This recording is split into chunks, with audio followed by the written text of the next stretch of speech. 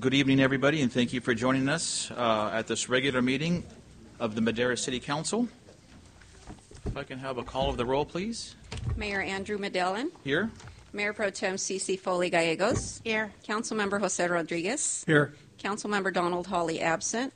Councilmember Derek Robinson is in the building, just not at his station at this point. Councilmember Will Oliver. Here. And Councilmember Charles Rigby. Here. Thank you so much, Sonia. Ladies and gentlemen, if you'll stand with me for the invocation, we have my dear friend from Harvest Community Church, Pastor David Votaw, who will lead us in that invocation. Let us pray.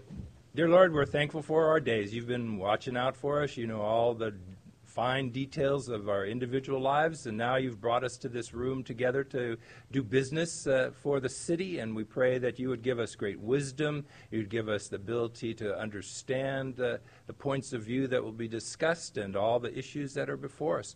And so give wisdom to all of the people that will give input, and we pray that your will be done for our city. We love this city. We're so glad we're part of it. We're thankful for even the week of prayer that we had for all of the school systems and individual schools. And we are grateful that our mayor has a heart for that. And we pray it in Jesus' name. Amen. Amen.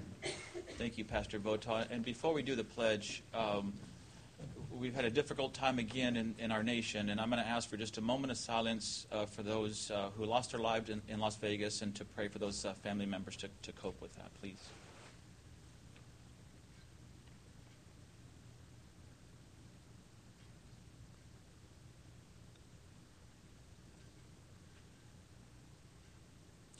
Thank you. Ready, salute. I pledge allegiance to the flag of the United States of America and to the republic for which it stands, one nation, under God, indivisible, with liberty and justice for all. Thank you.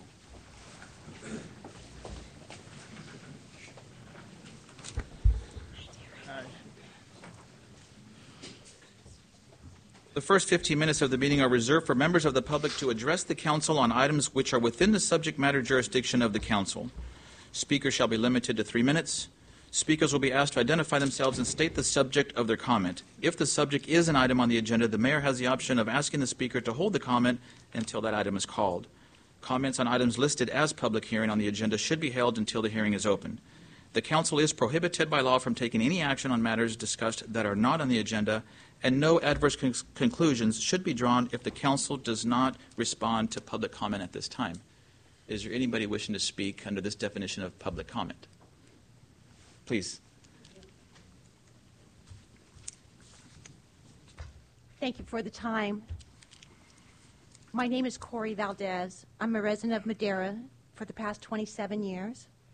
This is in regards to the Friends of the Animal Shelter and keeping this very important organization up and running. It is a health matter for our residents and our future. I understand our city has a deficit at this time, but I also believe that our council members can put their heads together to come up with the funding needed. The Community Cat Program that has been established by the Friends of the Animal Center has been very successful. And just in case you're wondering how I would know this, it's because I've used it. A feral cat decided to make her way into my sister's backyard with her babies. With the help, I had captured the kittens and placed them in a loving foster home, and then I captured the mother. The friends gave me a voucher to get her fixed. Once completed, I let her back out in the area she was used to. Madera residents now will have one less cat having babies in their yard.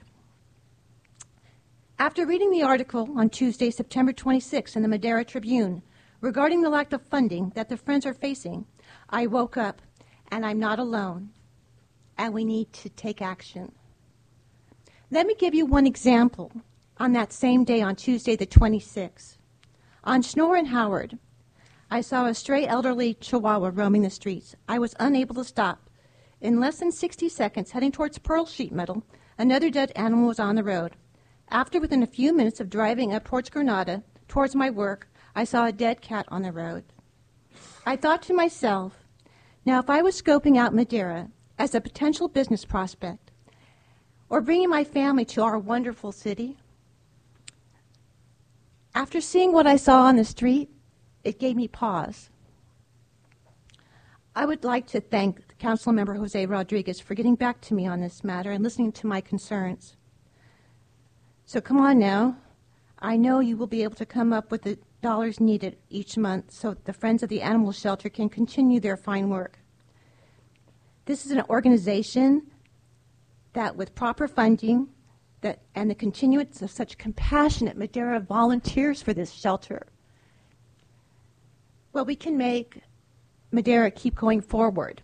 Actually, you can make Madera keep going forward. I thank you for my time. Thank you, Ms. Valdez. Is there anyone else wishing to speak under public comment? Seeing none, I'll close public comment and move on to our presentations, which it is my pleasure and honor to introduce Mr. Dylan Miracle. He is our student body president at Madera South High School.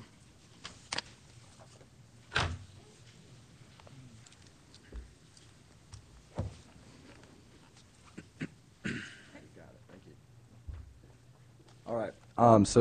My activities director wrote what I'm supposed to say about myself, but I'm not going to read that because I obviously know myself. My name is Dylan Miracle, and like he mentioned, I'm the ASB president, and I have been for 2 years now, and I'm a senior at Madera South. All right. So Tim, I don't know how to pronounce his last name, but we're going to say Denise, as an ag welding teacher, was named the Fresno County CTE Teacher of the Year last week. Mr. Deniz has taught in the Madera Agriculture Department for 15 years. During that time, he has inspired countless students to pursue a career in the welding and fabrication industry. Nearly 100 students and families were able to participate and discover what it feels like to march in the many formations and organized chaos of being in our Stallion band. Madera South band members invited their families to experience firsthand how much work our band students put in. And I don't know if you guys have any band experience, but I did a little bit in middle school, and it is a lot of work. And it's even more work in high school. They spend countless hours during football season until 8 o'clock every day. So a lot of kudos to them. That wasn't on the thing either. Madera South Homecoming is this week, and in honor of tradition, we want all current and former Stallions to bleed purple and get excited. This year's theme is Stallions World Tour, and it takes our student body to explore and discover the endless amount of popular destinations to travel to. And we have a homecoming parade. I'm sure you guys are aware of. That's kind of an example right there. We go around the pine block. It's pretty fun.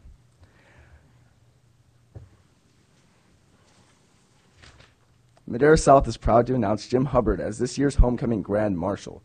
Jim worked for Madera Unified for 15 years as a counselor, school psychologist, and program specialist. He spent a total of 33 years in education. He will be featured in our parade and pregame ceremony, as well as flyers with his picture will be placed around local businesses. Our homecoming parade is this Friday. That's kind of crazy. I just must be breathing so loud right now. I'm sorry. You're doing fine. That's crazy. Okay. Our homecoming parade is this Friday at 10 a.m. beginning on Stadium Road and Olive. The parade will feature over 20 floats, and we'll expect over 5,000 spectators to watch the parade.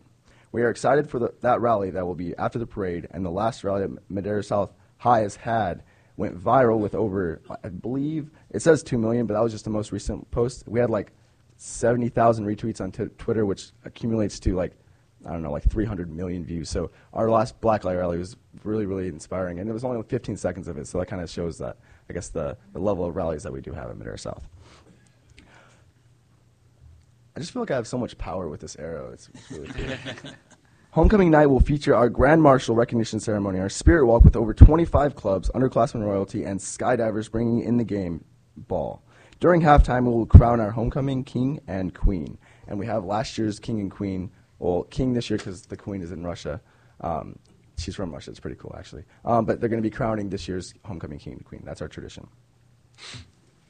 Our MSHS future business leaders participated in the Caltrans California Cleanup Project this month. FBLA members want to ensure our community is clean and tidy, so every month they can clean the park and ride intersection. And there they are, looking so happy. 4 smiles. Okay. And 25, wow, that's crazy. I'm just such a loud breather. That's insane. All right. Yeah, that's my fault. That's crazy. That's pretty. Can I just not use that? Like, I would just. Oh, okay. All right. I'm just like, I feel like a rapper. 25 HOSA members helped transport over 40 residents from Madera Rehab Nursing Home in their wheelchairs down to the Old Timers Parade on Saturday, September 23rd. Cool. The residents enjoyed the parade and meeting their transport partners. And there's the picture. Our Madera South High School male choir members traveled to Fresno State last week to participate in the annual Real Men Sing event. This is truly an incredible collaboration of young men sharing their talents and learning the variety of levels and techniques.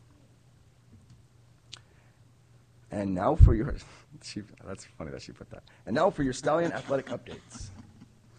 Madera South hosted the first ever unified soccer games on September 20th. Unified soccer games are played with varsity level athletes and special needs athletes who have teamed up for form teams in our CMAC league. Madera South played Bullard and Madera High played Edison. It was super great to see all the athletes and fans have so much fun. And leadership helped kind of decorate. We had these like balloons, and it was a really, really cool event. I'm sure the kids really liked it. In total, the Stallions made 10 goals. And there they are looking super happy. You can tell by that high five that was really meaningful. Destiny, who's also giving that awesome high five you've seen in the last picture, Destiny Purcell received MVP for Madera South, and I'm pretty confident it must have been for all those awesome high fives she was giving. And that concludes my presentation for this evening. Feel free to ask me any questions about anything that I just presented. We hope to see many of you at Friday's homecoming festivities. Is there any questions?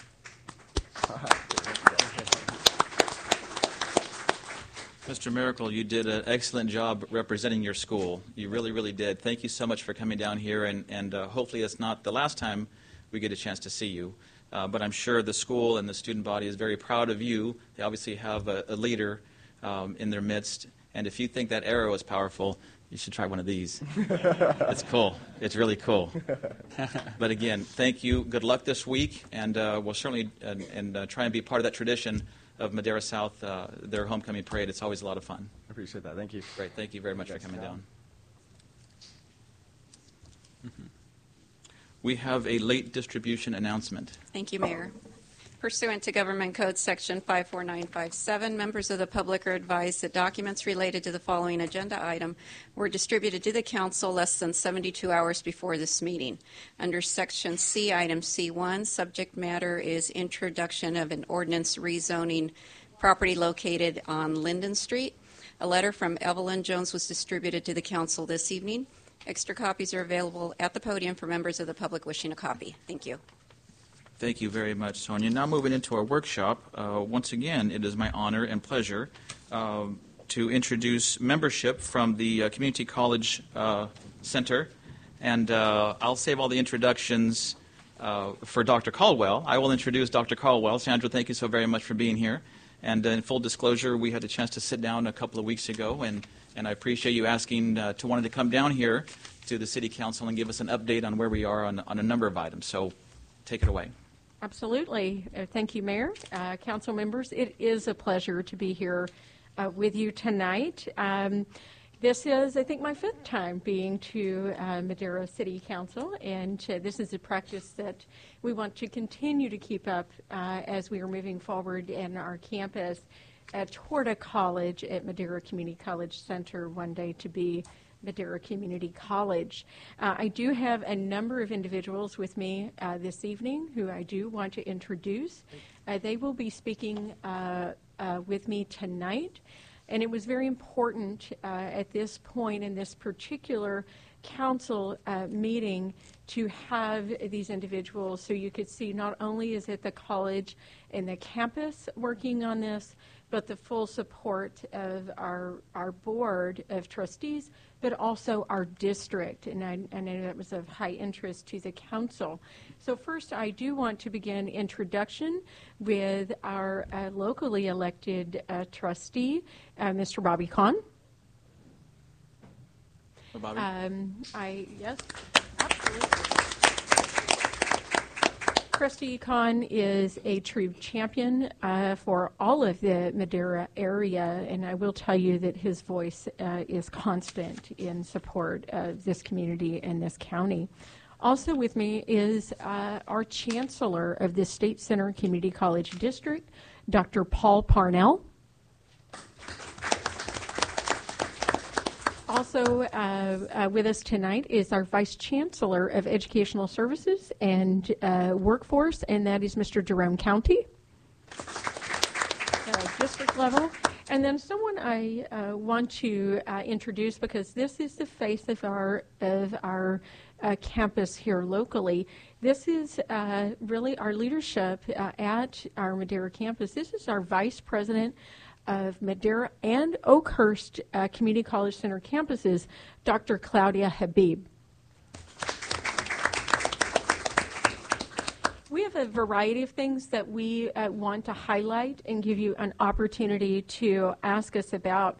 You have some materials that you have in a packet just to help you in terms of having some information. You have this actual presentation in paper format so that you can take notes, jot down anything that you would like related to that. There's also a fast fact sheet. These are public documents. These are open and available to anyone. But this is a quick one-pager overview of our Madera campus. And then something that we wanted to include, this is not the full scope of our programming, but this is highlighting our career and technical education programs as they have grown extensively at our campus. And we wanted to give you that so you'd have a highlight of interest was expansion of our manufacturing area, nursing, our agriculture area, and I think that was our ag business, actually. I wanted to make sure that you knew that those are active in this particular document in front of you. So some things that we wanted to highlight tonight are three key areas with what's going on at the Madera Community College Center campus.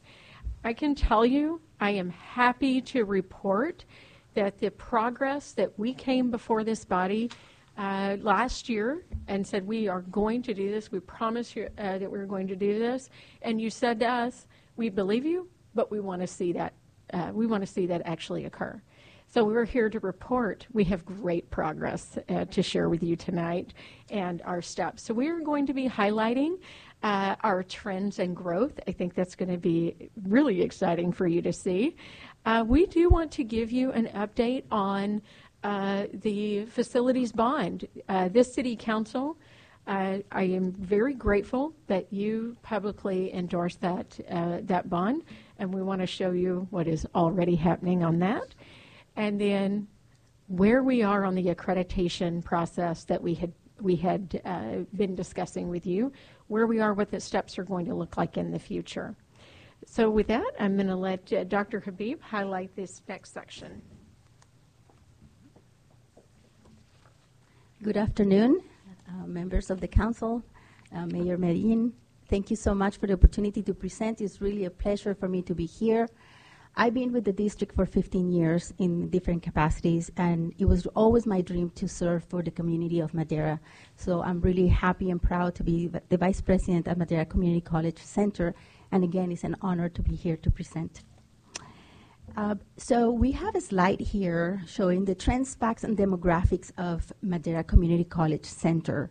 Now, there is a lot of information here, but I'm going to give you highlights of some of the numbers, and yeah, you can see the mouse moving on the screen. Okay, when we talk about growth, the first number that we want to know about, that we take a look, is the number of students that we serve. And we're proud to report that last academic year, which is the 16-17 year, we served 5,100 students, and that is incredible. That represents a 30% growth over the last 4 years. So we're very proud of that.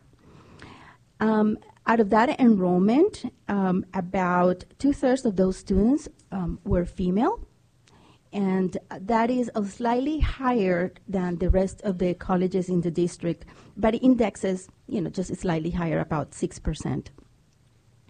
As you would expect for the community that we serve, for the area that we serve, the largest ethnic representation in our student body is Hispanic, with 2/3 of the population, followed by whites, of 5. And these numbers really follow closely the breakdown of our Central Valley ethnic breakdown. Another number that we're very proud to also talk about is the number of courses that has increased over the last few years. We have courses, class sections, and this is really allowing the students to complete their degrees much faster. We have increase in faculty and staff. As you can see in the slide, we have now full-time faculty. We have 52, 3 administrators on site, and 26 classified professionals. And I'll talk a little bit more about that a little bit later. This particular graphic represents the feeder schools enrollment contribution. So like I mentioned before, we had 5,100 students last year. Of those, about 2,200 students were coming from the high schools. Now, just to be clear, this is not the number of freshman students last year. Is out of the total student population, this is the number, the contribution from the high schools. If we look at Madera High and Madera South, they are 84% of that population. So we're really happy to report these. We have also students from Kerman and Liberty High. Now, you may ask, where are the other students coming from? We also have students who transfer from other colleges. We have students from other counties. But we also have students who are attending local schools like charter schools, continuation schools, or their home school. So we have a team of outreach folks who are always trying to include the students in Madera County. Invite them to participate. Our student success rate has been increasing steadily in the last 4 years. We're very proud of that. That means that students are passing their classes, students are staying throughout the whole semester, completing their semester, and more importantly, they are actually graduating. So we're very proud to say that the investment that we have made in supporting our students is really paying off, and it's reflected in the degree completion. Now, as you see in the slide, the numbers speak for themselves, but I wanted to highlight the number of certificates, 46, and degrees, 248. Students are pursuing more associate degrees, and this is a combination of Associate of Science, Associate of Arts, and Associates of Transfer. A lot of students are transferring to 4-year schools, and we're very proud of that. So we're moving the needle. I think we're seeing those results.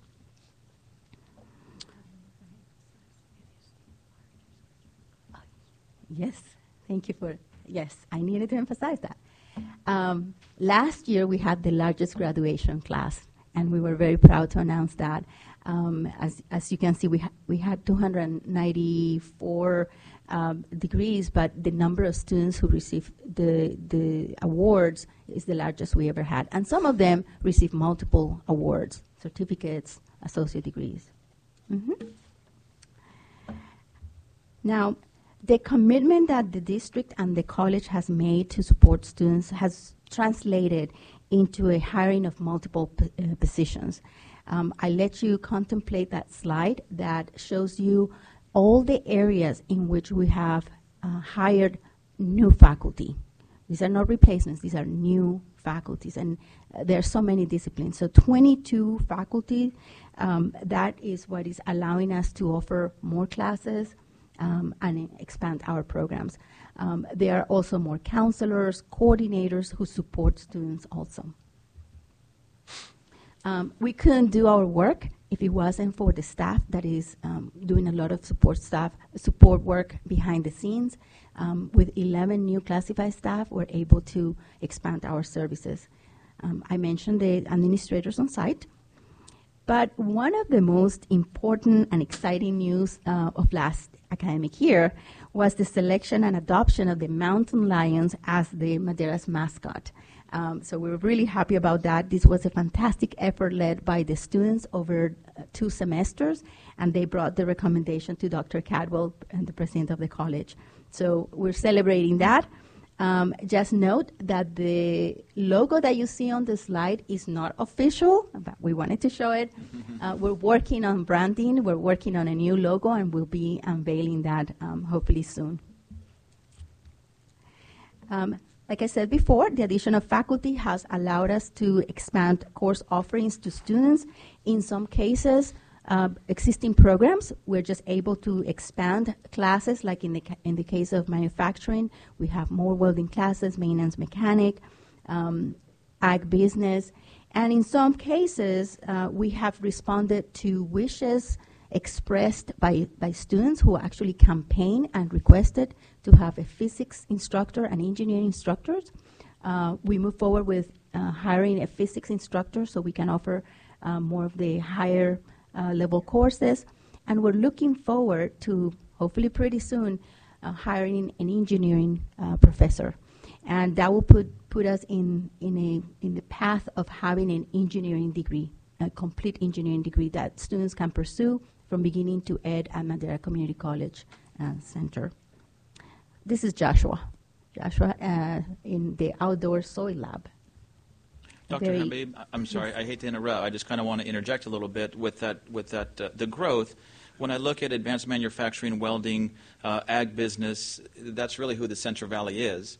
And so State Center sat down with a lot of partners, not just the CTE personnel from the high schools, but a lot of the business partners we have to share. Maybe can you expand on that just a little bit on how you got to that need? I am very happy to do that, and thank you, Mayor, for bringing that up, because the expansion of the programs that you see and the impact and direction does come from our feedback from business and industry. We heard strongly from the Industrial Alliance in this area. There's over 200 manufacturers in Madera County alone. We did get quite a bit of feedback from them. That our Center for Advanced Manufacturing needed to step it up and become a higher level manufacturing, which is why we have the welding and the maintenance mechanics that before were certificates, now are complete degrees. We also had a very robust meeting with the ag industry leaders in talking to us about what we needed to do, the directions we needed to go. It is why we have ag business in a great interest in the intersection of our manufacturing industries here in Madera County, and agriculture very interested in us pursuing the direction of ag manufacturing. So the other aspect is that we have brought back very thoughtfully and very carefully advisory committees that are across the spectrum. We do see that that within the economic impact needs assessment that we had done a few years ago as a part of our educational master plan did show Madera County as an area of growth within the STEM sectors. That would be science, technology, engineering, and mathematics. That is why we needed to align all of these components to make sure that we were able to meet the community's requirements both now and into the future. So these particular programs that have been added in a way to build toward a long-term sustainable economic employment base in Madera County. Great. Thank you very much. And with that, we're very fortunate to have established very strong partnerships over the years with the community and multiple organizations in the county. In particular, that expansion of the apprenticeship program at the top with partnership with JBT Food Tech and RDoc Group, that is what Dr. Cadwell was referring. We're able to offer an expansion in the manufacturing program. Another very important partnership is that we have with Madera Unified School District. Last summer, we had a summer camp. We have, over a couple years, we have been holding manufacturing days as well. That is brought to us because of that successful partnership and with the support of Madera Compact. And some of you may have seen the news clips in the summer showing the summer camp in ABC News and Univision a lot of, every day they were featured and they were showing the students taking the field trips, and it was a very successful project. Dr. Cadwell mentioned the advisory committees. They have been, there's new energy, and we are so grateful to have so many partners coming to our campus to share with us what their vision is for the programs. And very important, we're very proud to be with Ridley College, one of 20 colleges selected to participate in California Guided Pathways. And there will be more coming on that as we develop that project, but it's exciting news for us. Needless to say, we're really excited about the projects that the passing of Measure Z are allowing us to move forward with, and Dr. Cadwell is going to expand on that.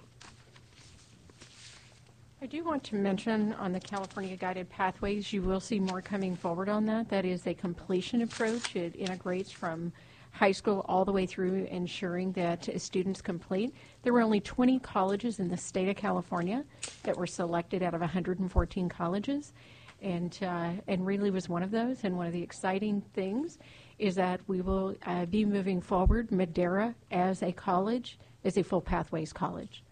And that is possible because of the great work and support with our industry here.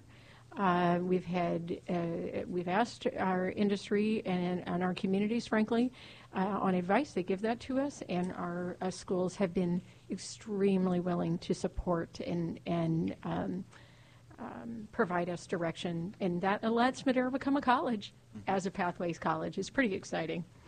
I wanted to very specifically talk about the bond projects and an update on the status of these because this was a very big district-wide bond.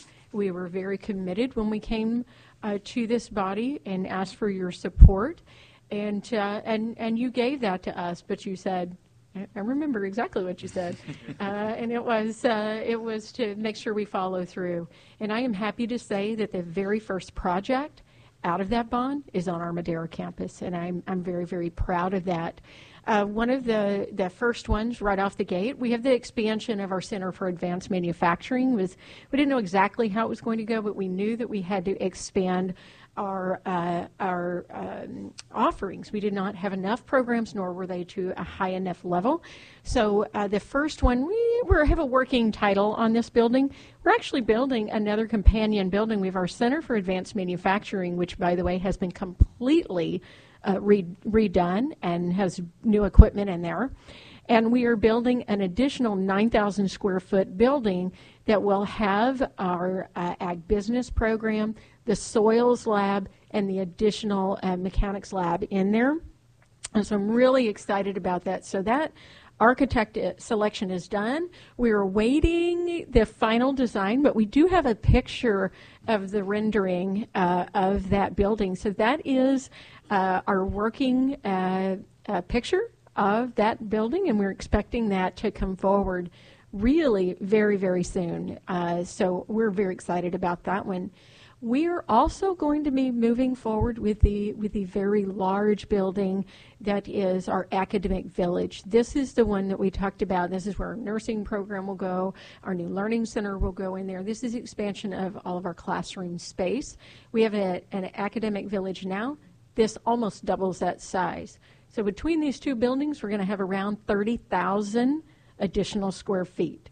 That is part of what is so critical, because we know our growth is going to continue, and we need to make sure we're ready for that capacity. So we're actually in the process of our architect selection, and we are working on pulling together all of our groups and lead individuals on starting the initial concept design. So we are moving forward with that project now.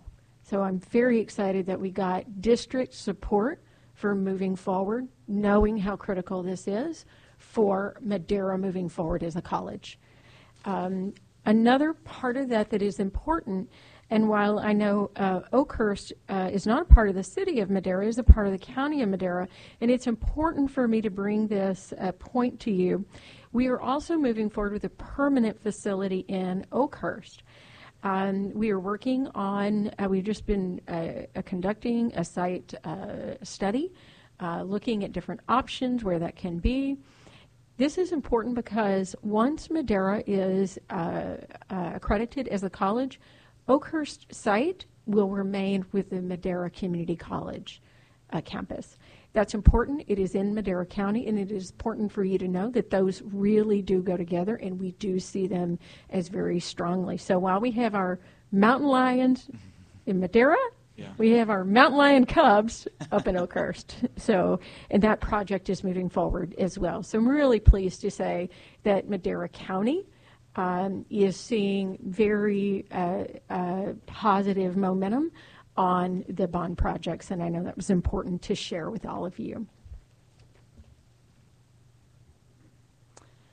So, what's the timeline? This is what we've been talking about for about 28 years, but now we're to a point where this is real, and this is in sight. We've been talking about some dates for quite a long time. I want to put them in print for you to see. And make sure that that you're aware of this. The first time we actually publicly stated this date was at the Madera County Economic Development Summit.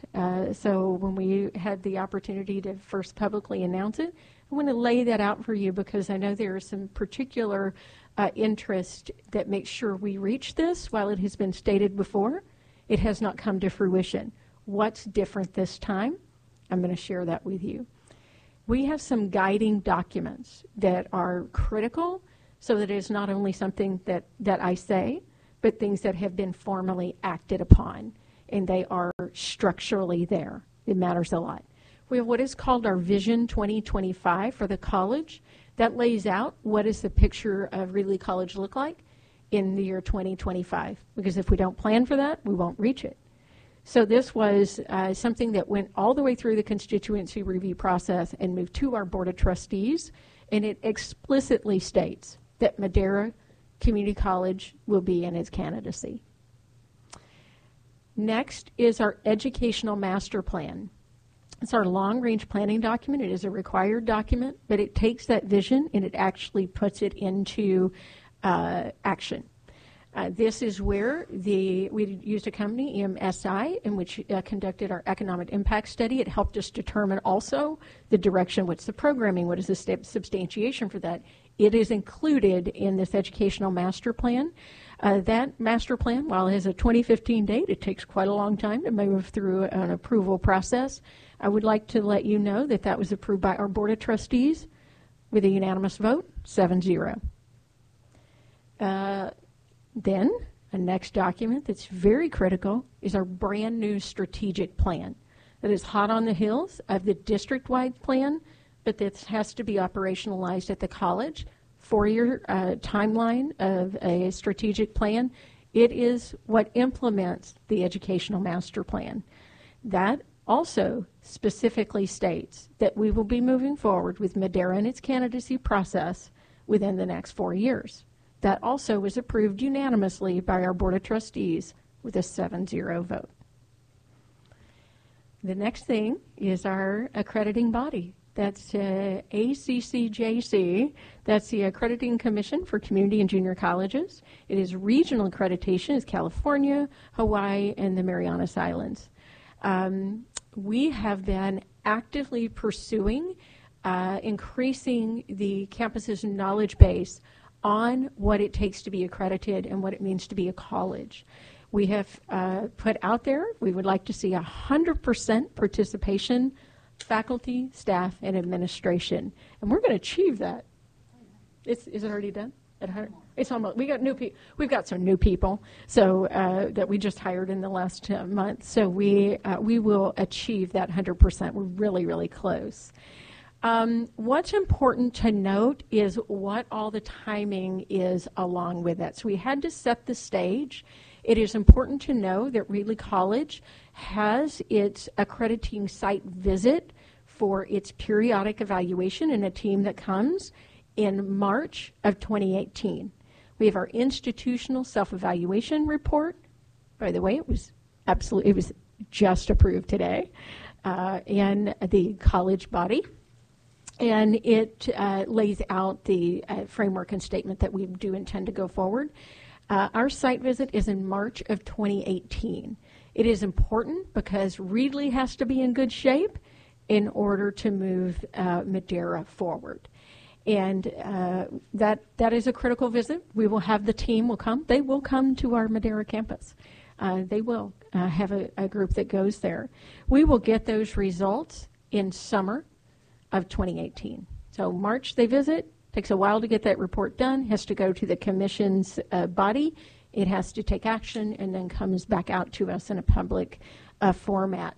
So we will be anxiously awaiting what that document entails. That's important because that is what lets us go forward. That's it. We'll have all the pieces in place immediately following this. We know that'll be summer. Faculty come back in August. We will be moving forward in earnest in prepping that document. It takes quite a while to get these done. We have an ambitious timeline, but we have, I would say, deep commitment to get this done across all of the sites. Reedley College in its entirety has supported this, knowing the community of Madera needs this and deserves this. So in 2018-19, we will be putting together our actual working team. You have standards, you have eligibility requirements, you have things that have to be written and done. It has to be in a self-study.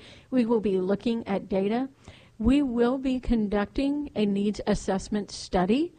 And I'm just telling you now, we will be asking for your input and your feedback. This is something that will really document the community's need and desire to move forward with this college. And so I'm giving you a year in advance notice, so we will definitely be needing that. And we will start the report. And this will take some time to write and get through the approval process. We will be asking for public input, and in initial stages, in the middle stages, in the final stages, we will be asking for that. And then in 2019, which also happens to be the 30th anniversary of Madera Community College Center, we will be filing our candidacy, or that's our target. It all depends on things along the way, how things go with the accrediting body. The state of California, we've asked for support from the state chancellor's office, but I wanted you to see this is the date that we were targeting, and we are on target with that date. Jerome, Vice Chancellor County, would you like to kind of talk about the district role in the accreditation process? Mr. Mayor, esteemed members of the council, very briefly, as the Vice Chancellor for Educational Services and Institutional Effectiveness, I'd like to acknowledge the leadership of Dr. Caldwell and the hard work of Dr. Habib for making progress moving forward towards the goal of ultimately having a community college in Madera. And the district has the district is in full support of that effort. Thank you. And then Dr. Parnell.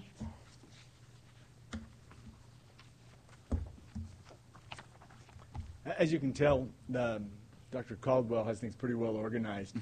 And she told me before I came up here, so I want to use Trustee Khan's approach. He's always known in our circles as the closer, because he has the baseball metaphor, and he comes in and he only lasts for one inning, but he's got to throw fastballs all the way. I'm the cleanup batter, Bobby, so I'm supposed to hit a home run. I think the home run's already been hit. This district is committed. You can tell that we're committed to Madera Community College Center becoming Madera Community College. And that commitment is evidenced by adding 26 faculty in 3 years. It's indicated by you voting for and supporting a bond for $485 million, and we just sold our bond. And by the way, you helped us get a higher bond rating. And I used you. I went to San Francisco. I used this area. I said, look at the houses. David told me all this inside scoop stuff. I said, look at the houses being built down here. And so we sold our first issuance of $75 million worth of bonds. and you got $36 million of that to do a couple of these projects. And those lead us to expanding the campus. So it's exciting. Our board is committed to this. We're committed to it. But so you might be asking, what do you need to do as a community, as a mayor and as a city council? We will, as Dr. Caldwell said, we're going to be coming to you, because when we get to that point, it costs the state to start a college. But we feel like we deserve it. We have the numbers. We have the students. We have the need. We have the facilities. And so we think we're going to be successful, and we're confident in that. But we probably need your partnership. So you've been good partners ever since I got here. I've been here 18 months. One of the first things we did, we had a big conference on career technical education. It was before Jerome got here. But we had a big conference, and we decided on 4 areas, and they were agriculture and business and health and anyway, when we got together and we focused on all those different areas, it doesn't mean we don't have other programs, but we wanted to have programs that serviced all of our students, and we want our expectation. You heard Dr. Caldwell talk about a Pathways program, and we have a Promise program, which is we're going to pay for students their first years of college. And that's our goal. We're not there yet. But that Pathways program, not only do we want, but we have to have every student that graduates from the high schools here go to college. And it can be a career, which can be wonderful, and we're going to have all different kinds of careers that meet the needs of this local community, but it can be a transfer program as well. And as many students as can qualify for those transfer programs, we want them to be prepared, and we want them to come through Madera Community College. So that's how you can help us. When we come to you and we need legislative help, we need someone to go to the governor, we need someone to go to our chancellor and say, we're behind this program. We may be asking for letters of support. We may ask for you to testify, actually, and go visit people with us and talk to your legislators. So those are some of the things you can, we'll challenge you. That's going to happen, and we're going to need that support to do that. Our vision is to empower our community members, both right out of high school and even when they're in high school, empower them through education excellence. And that's the vision that we have for all of you. So we're behind it, and I think we're open to any questions at this point in time. Great. Thank you very much for that. You can stroll around the bases now. You just hit a home run. I'm going to ask Councilman Oliver for his question. First, thank you for the presentation. This is very valuable, and we do appreciate you making the time to join us this evening. We appreciate your partnership. First, and I think this is probably a question that most of my colleagues have, once the candidacy process begins, how long is that until, Until it finally happens? Yeah. That can be about a 4-year process. We anticipate that it will be a 4-year process. I would like it to be quicker. About 3 years is the fastest, but most of them go through a 4 years. Some take as long as 6. We think that we have done some very specific things, including stepped out as a Pathways institution to help make it much more viable and to make sure that we are addressing part of the elements that have created problems with others moving forward with their candidacy in a quicker fashion. Okay, great. And then as far as the degree completion rate, how do we rank among other schools in the state center system? So it's a little bit complicated, and I'm not evading your question. I want to provide a little bit of context. Because Madera is a part of Reedley College, we're not allowed to separate those out. But what I can tell you is Reedley College has its largest graduating class because of Madera Community College Center. One of the challenges we have at Madera is that we haven't offered the full and complete curriculum across the spectrum, which hasn't allowed as many students to complete, which is why you saw those graduation rates going up, as has been desired. But actually, Reedley College has had the highest in our district. Now, another complication with that is Clovis was under Reedley for many years as well, and just got separated out from that. I will tell you that at our Madera campus, our course success rate is is quite high. It's right at 71%, which is quite tremendous across all the courses. That's what is a bellwether indicator for us. The big difference comes in whether or not students come in prepared and how we've been placing them. And I want to just jump out there and directly address that because we did implement multiple measures this year. This was our first semester to do that because we saw that our completion for students who were testing into remediation for whatever reason were not completing and at an abysmal rate. So our students who were coming in already prepared were completing at around 70%. Those who were not, particularly if they had two and within disproportionately impacted groups, were much lower in that ranges depending on which group, but it was around the 40 to 50% depending on which sector you're looking at, not what we wanted. We did move forward with multiple measures, knowing that it's actually a better predictor of placement for students.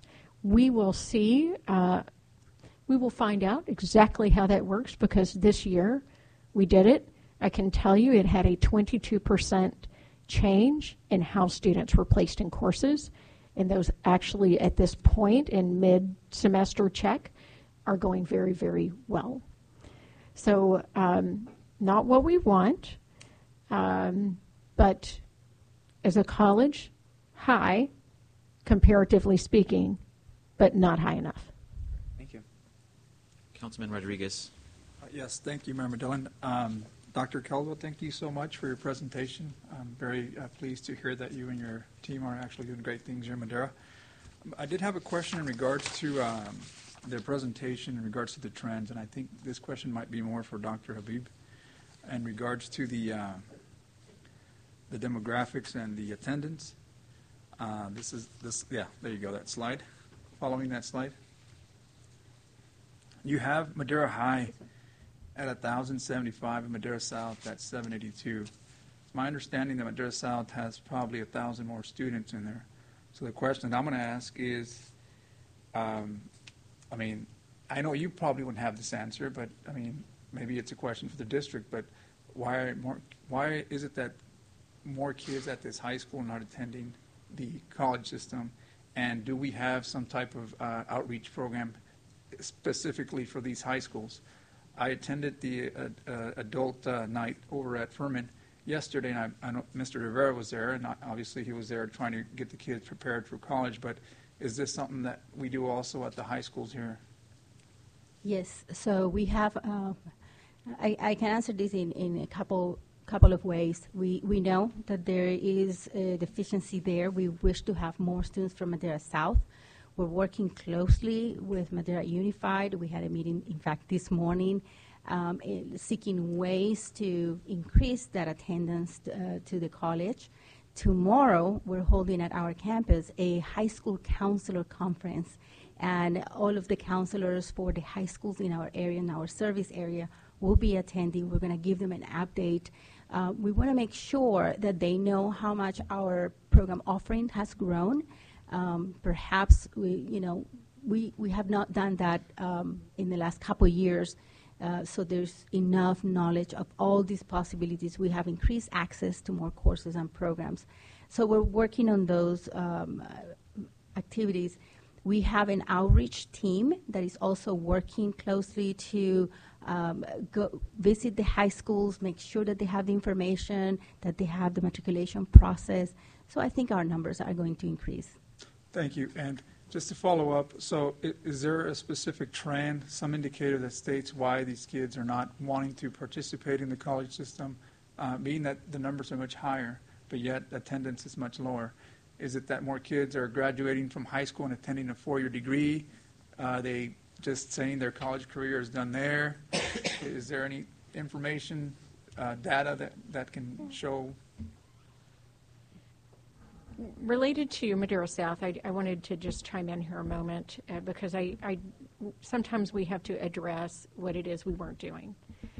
We did not have strongly articulated programs. We did not have alignment between the program emphasis that was at Madera South and what we were offering at our Madera campus.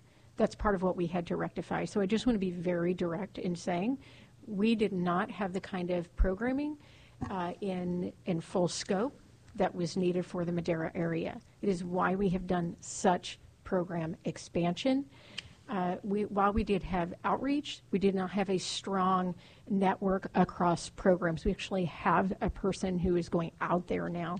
Work very closely, and that is what we see and expect along the Pathways program. Or Pathways and direction. It is a reframing around making sure that we are creating strong positive directions with students from the high school into the college.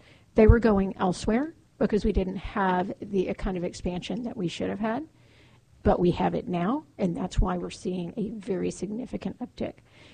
Our ag camp this summer was primarily focused on that area. So I want to mention that. I just want to comment on that because especially in Madera South where you have a really high concentration of ag, career technical education is becoming very big, especially amongst the high schools. And obviously that's one of the biggest indicators that, manufacturers, businesses look for is a skilled workforce.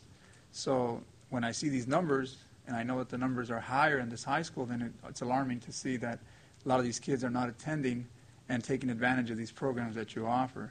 So I think it's important, again, like you said, is correcting that and making sure that we have a presence in that high school so that more kids are attending and taking advantage of these programs.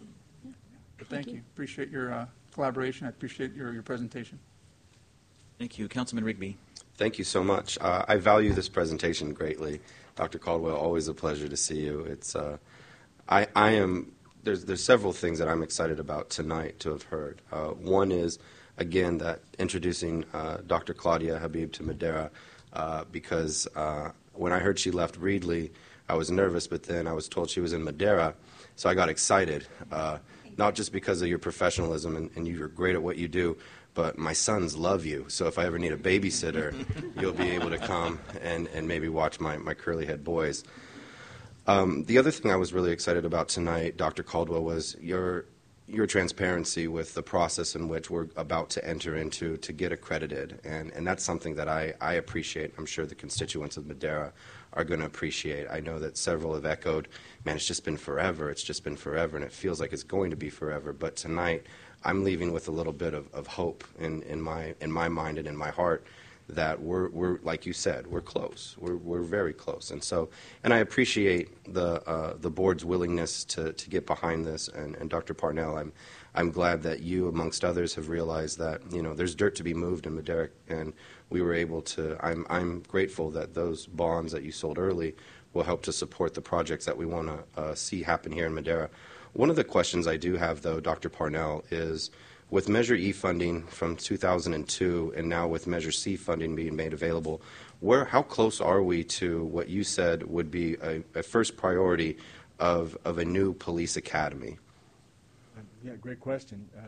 $30 million from Measure E was not spent because it wasn't enough to build a police and fire academy to the level that we wanted to. So it was held over.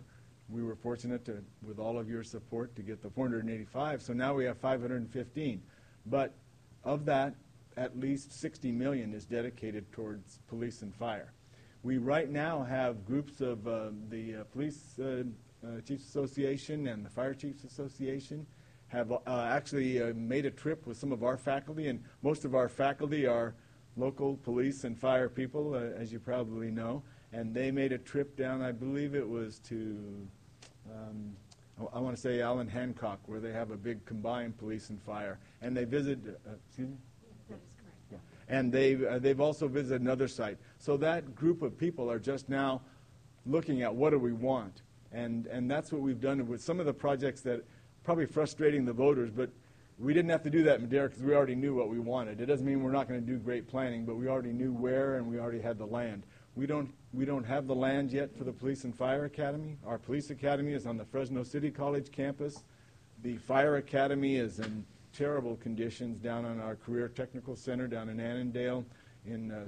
southwest Fresno. So first we're going to look at, are we going to do them together, are we going to do them separate? They're in the process of doing that, working with we've hired planning architects, so that's where they are in that process.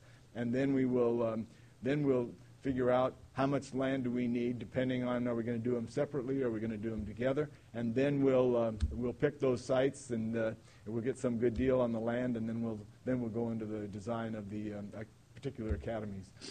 Thank you. Did that confuse you, or have I clouded the issue? Not at all, Dr. Paulnell. I think, I would be missing a moment if I didn't take the opportunity to say that I would continue to encourage you and the board to move hastily on this. I think that this academy is something that we utilize as a city, and as we're excited of having passed our most recent tax measure that's going to allow us to go out and hire and train new police officers.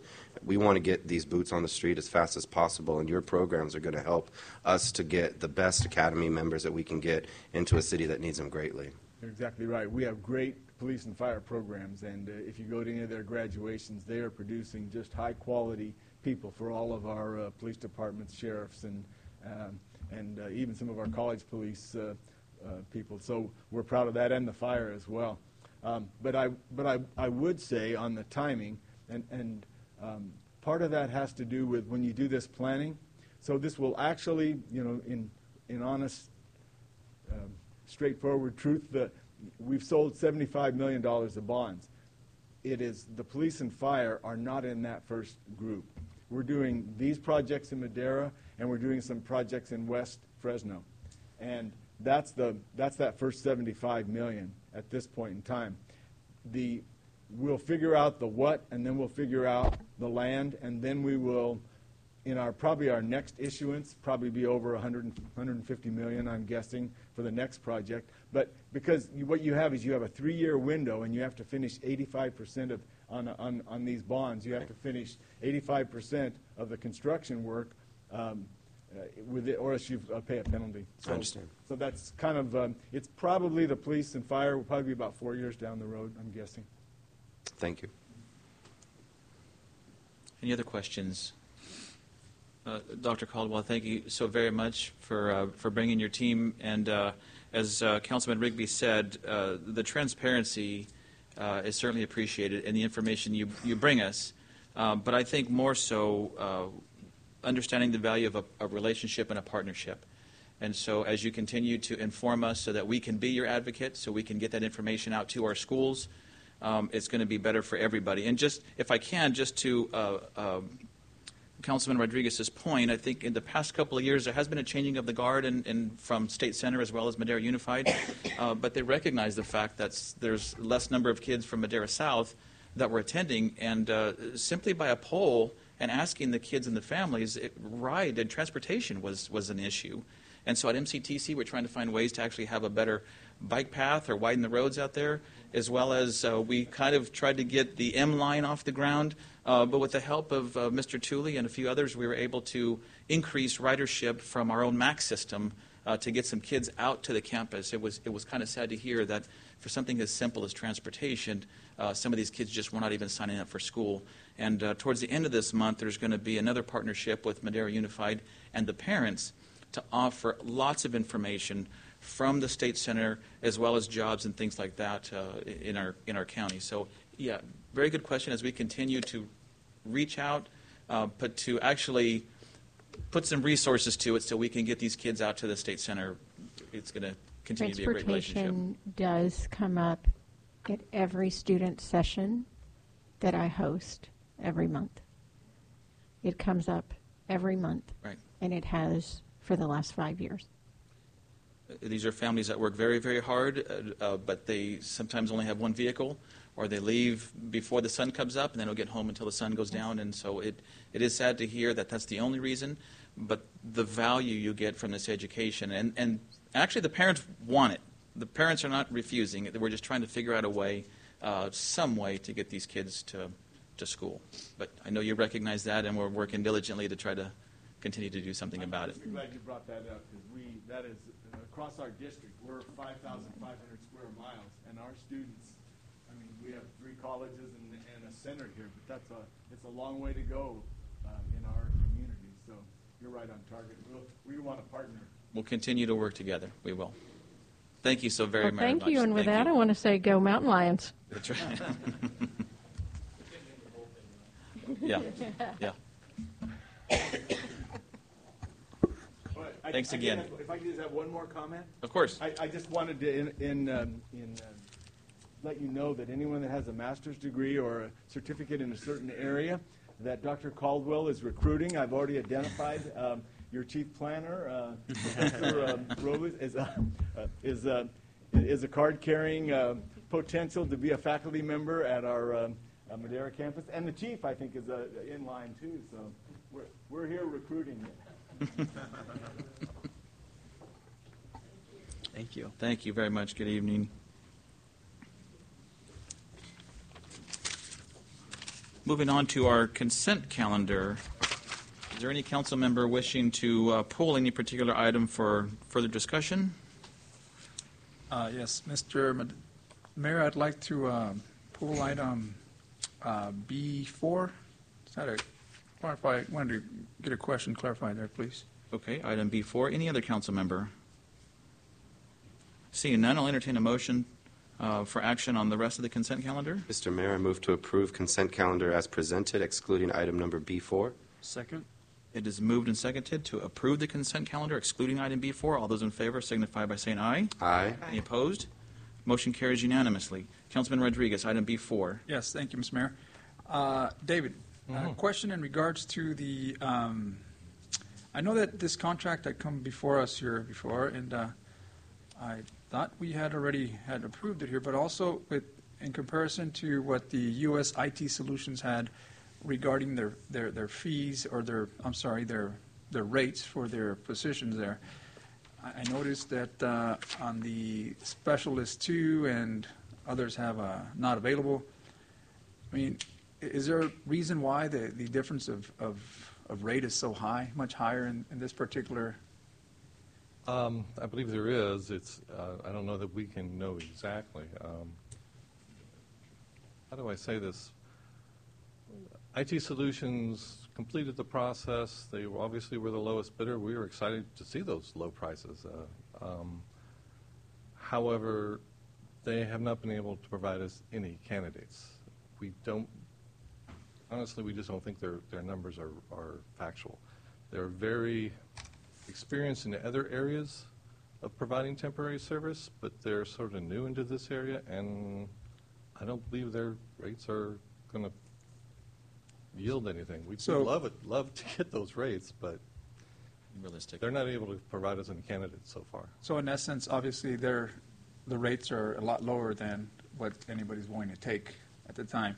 Now, their staff, when conversing with us, demonstrated that they didn't fully understand sort of the complexity. They were asking us to, train their people to get them certified. That we can't do that. We're going to you for certified people. So it just, would have been nice, but that just isn't aligned with the marketplace.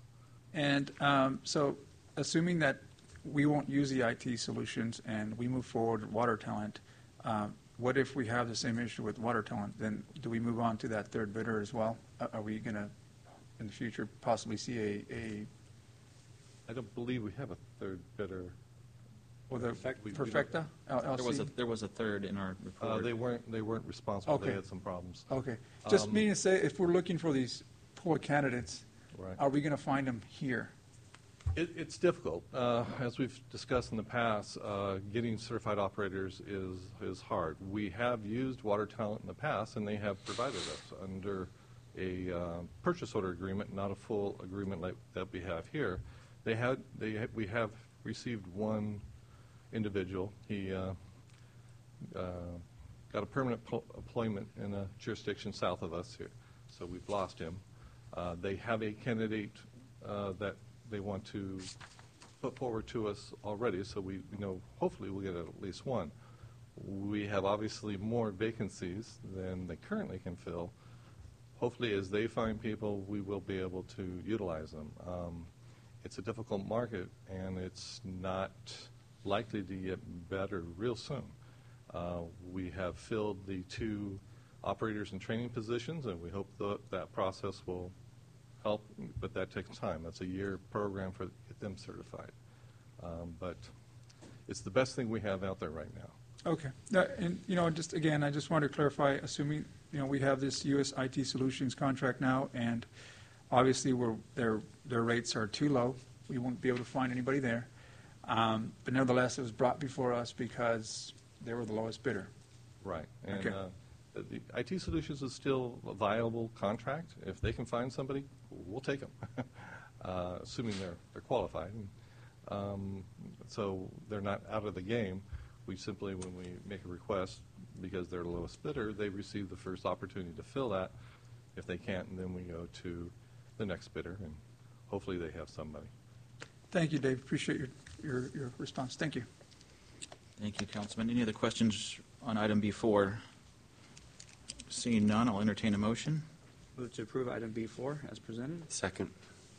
Item B4 has been approved and seconded. All those in favor signify by saying aye. Aye. Opposed? Motion carries unanimously. Thank you very much. Moving on to item C1. This is a public hearing in consideration of an introduction of an ordinance rezoning approximately 1.4 acres of property located at 733 and 743 Linden Street. Mr. Boyle. Thank you, Mayor Medellin. Council members, it's a pleasure to present tonight. Indeed, we are looking at our first public hearing item would be a rezone. The rezone would change the zoning designation for 1.4 acres of property, which is located on Laurel Street, north of Sunset, from the PD 1500 Plan Development Zone District to a PD 2000 Plan Development Zone District to provide for development on the property. This project that's before you tonight was processed in conjunction with a precise plan that was at the Planning Commission last month. The precise plan provided for the development of a 22-unit townhome project. The project included 1, 2, and 3 bedroom units, private garages, and open space, community amenities like a tot lot and barbecue area. And staff and the Planning Commission were able to recommend to you findings of general plan conformance with the development of that property. The rezone was required of the project because in a PD zone, which would be a PD 1500 zone, it provides for the highest density available in the city, and the underlying general plan designation is HD. And typically the city desires to have the highest density possible within a HD general plan land use designation. And in this particular project, the applicant proposed a project that was at the lowest level in terms of density with the HD land use designation. It's consistent with the general plan in terms of its density, but the desire was a lower density project. And so consequently, staff required that the PD zone, the PD 2000 zone was a part of that project, and the rezone is now forwarded to you. With the PD 2000, with a project density of 2,200, that's within the range of the PD 2000 zone district, and so consequently, the applicant included the rezone within their application process. As I noted, project density is developed at the absolute minimum of 15.1 units per acre with that 22 unit density for the 1.4 acres, and the PD 2000 zone district is most appropriate.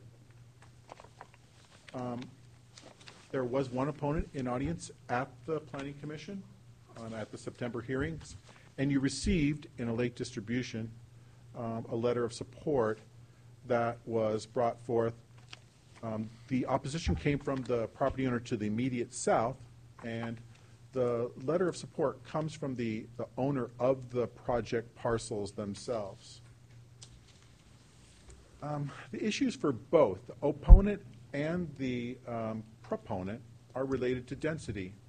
As your staff report notes, the Groves Neighborhood Plan is a unique plan adopted in 1997, and that plan envisions a blended density of development where on the Laurel Street side of the neighborhood plan, there is largely single-family residential development.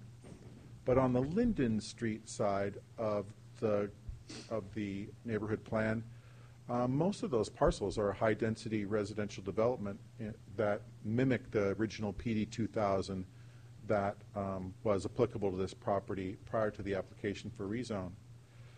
Staff thinks that as you look at both sides of that equation, both an opponent and a proponent for a lower density, that the lower density is a prudent approach to implementing the neighborhood plan, in that this parcel could actually see as many as 50 units per acre. In this case, it's at a 15.1, so that's a best blending of the overall densities that were envisioned within the Groves neighborhood plan.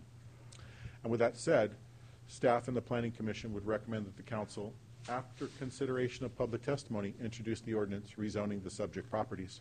That completes my presentation. I'd be happy to answer questions you might have. Thank you, Chris. Any questions, Mr. Boyle? Usually, Chris, it's kind of the other way around. It's how many units can I put in the certain amount of space possible. Obviously, there was outreach to the neighbors. Was there anything specific at the Planning Commission? Any other neighbors show up to the project? No other neighbors other than the opponent who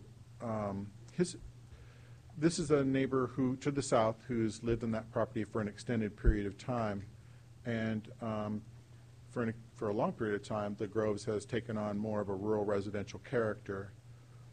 With the plan that's now 20 years in the making that envisioned a higher density, and the amount of investment in infrastructure that was put into the Groves neighborhood, it's only natural that as the economy is rebounding, we see more interest in the development of these higher density properties. Understood. Understood. Mayor Pro Tem. Chris, we said we reached out to the neighbors. Do we send letters out to the actual property owners or the neighbors? Because a lot of those houses are being rented. The noticing requirements are that they go to the property owners, not to the renters that may be in those particular properties. Okay. So our renters that are in those properties did not get notification of this rezoning. They would not have been noticed Okay. per the requirements of our ordinance. Thank you. Councilman Rodriguez. Well, with the exception, and albeit as it is, that there is a citywide noticing in the newspaper calling out the public hearing. Yes, Chris, what's part of this Groves neighborhood plan? If you might just want to throw some, like, geographical area, what exactly is? The Groves neighborhood plan essentially encompasses all of the properties that front onto Linden, Laurel, and then West Park Street on the northern extent of that area. So it's basically a looped road system that comes off of Sunset and moves northward in a big horseshoe through what is called the Groves.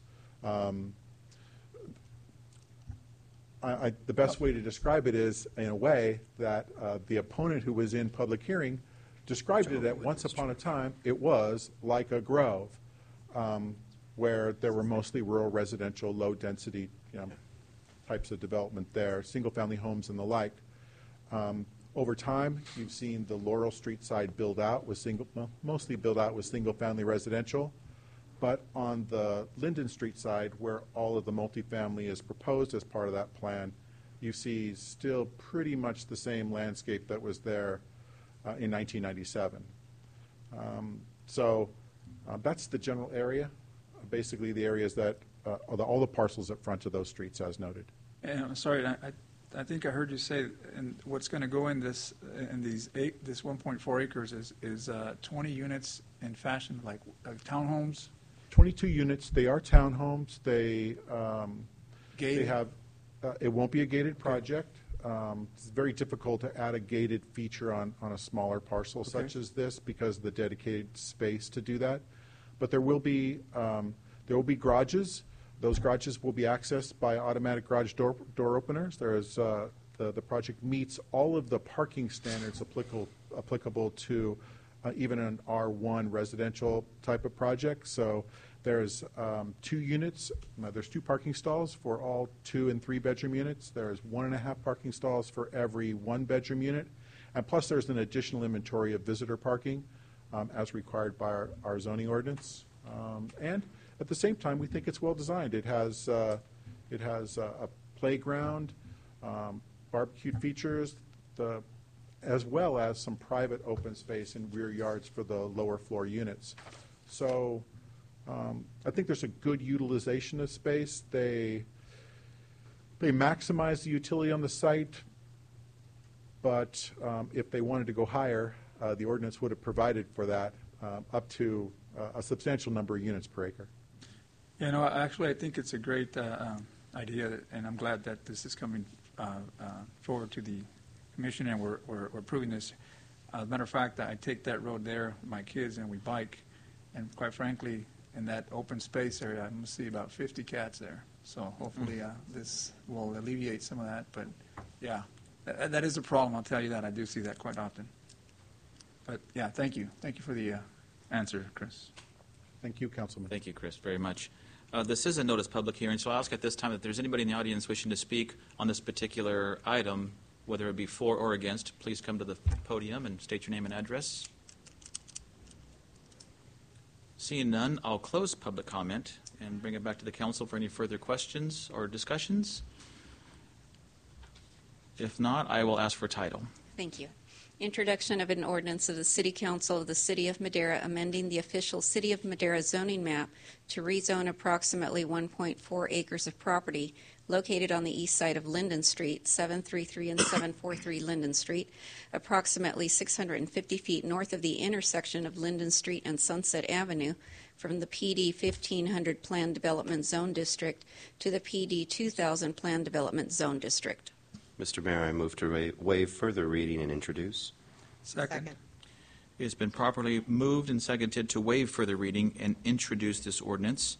All those in favor signify by saying aye. Aye. Aye. Any opposed? Motion carries unanimously. Thank you very much for that. Moving on to item C2, another public hearing and consideration of an introduction of an ordinance pre-zoning approximately 40 acres of land located at the southeast corner of Tozier Street and Sunrise Avenue.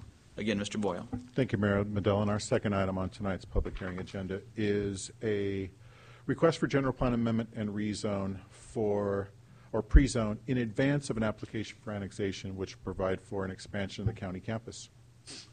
The existing county campus is located on the east side of Tozier, north of the intersection with Olive Avenue. And the proposed expansion area would essentially bring the county campus area to 80 acres and it would span northward up to the Sunrise Avenue intersection with Tozier. In total, it encompasses 40 acres. And right now, it's currently developed with a solar facility and some fleet services that were constructed on the site. The approval would provide for the development of a governmental office complex, and that office complex is expected to house relocated social services and behavioral health components of county services that are currently along the East Yosemite Avenue corridor. The first component within the request would be a pre-zoning. Pre-zoning is a requirement that is required in advance of any application for annexation and any application to LAFCO for annexation. And in this case, the appropriate zone would be the P&SP, which is the public and semi-public general plan land use designation. In that the property in question isn't currently within the city, it enjoys county zoning at this point in juncture. And I believe the county zoning is a PI, for public institution. Approval of pre-zoning is facilitated through the adoption of an ordinance amending the zoning map of the City of Madera. And the proposed action this evening would introduce the ordinance. A second reading would occur at the council's next meeting. The second component of the request is a general plan amendment. And in this case, the existing general plan land use designations on this property are a mix of residential densities from low density and medium density to a neighborhood mixed use component, which is a component of the city's building blocks, villages and neighborhoods general plan vision. And that would be changed to a P&SP, public and semi-public general plan land use designation. And that would provide consistency between the required general plan and zoning ordinance. The second component is approved via adoption of a resolution of the City Council, and that would be done separate of the introduction of ordinance. The Planning Commission forwarded a positive recommendation as it relates to the items at your discretion at this time, and a resolution recommending that approval was included within your staff report. Therefore, the Planning Commission and staff recommend introduction of an ordinance pre-zoning the approximately 40 acres of land located at the southeast corner of Tozer Street and Sunrise Avenue to the Public Facilities Zone District, and adoption of a resolution amending the general plan land use designation on approximately 40 acres located at the southeast corner of Tozer Street and Sunrise Avenue from the LD, MD, and NMU zone districts or land use designations to the PNSP public and semi-public land use designation. That completes my presentation. I'd be happy to answer any questions you might have. Well done, Mr. Boyle. Well done. Any questions of Chris? Thank you so much, Mr. Boyle. I will ask at this time, since this is a public hearing, if there's anybody in the audience wishing to speak on this particular item, whether it be in favor or against, please come forward. Seeing none, I'll bring it back to the council. And if there are no further questions, this is, as mentioned before by Mr. Boyle and our city clerk, this is in two parts. So if there is no further questions, I will call for title. Thank you. Introduction of an ordinance of the City Council of the City of Madera amending the official City of Madera zoning map, pre-zoning approximately 40 acres located at the southeast corner of Tozer Street and Sunrise Avenue to the PF Public Facilities Zone District as identified within Exhibit A. Mr. Mayor, I move to waive further reading and introduce. Second. It's been motioned and seconded to waive further reading and introduce the ordinance as presented. All those in favor? Oops. Yes, I'm sorry. All those in favor signify by saying aye. Aye. Aye. Any opposed? Motion carries unanimously. Mr. Mayor, I'd like to adopt the resolution amending the general plan land use designation as presented in Mr. Boyle's presentation. Second. It's been properly moved and seconded to adopt the resolution as presented. All those in favor signify by saying aye. Aye. Any opposed? Motion carries unanimously.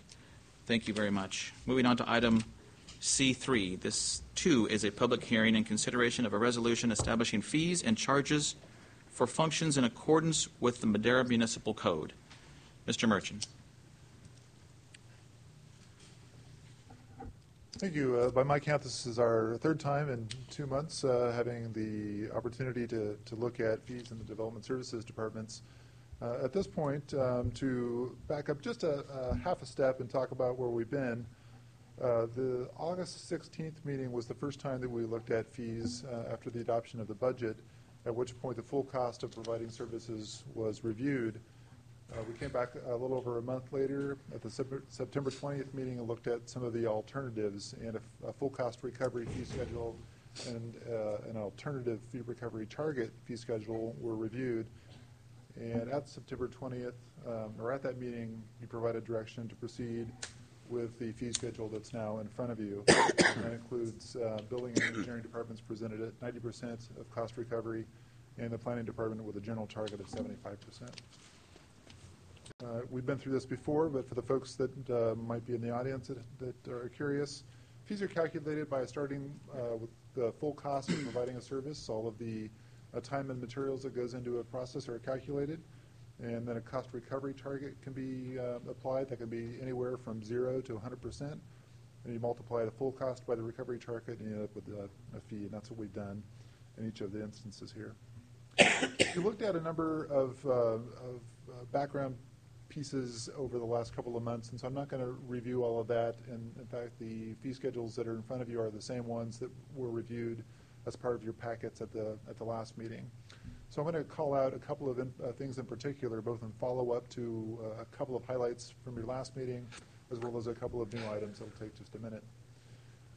On the planning department side, fee number 28 is that small category of conditional use permit. We talked about that was really the use permit category where we were trying to get folks started through the door. That was intended to be the lowest price of entry. And a target recovery of 75% would end up with a fee of a little over $2,200, and that was viewed as being somewhat inconsistent with the goal of setting that fee low.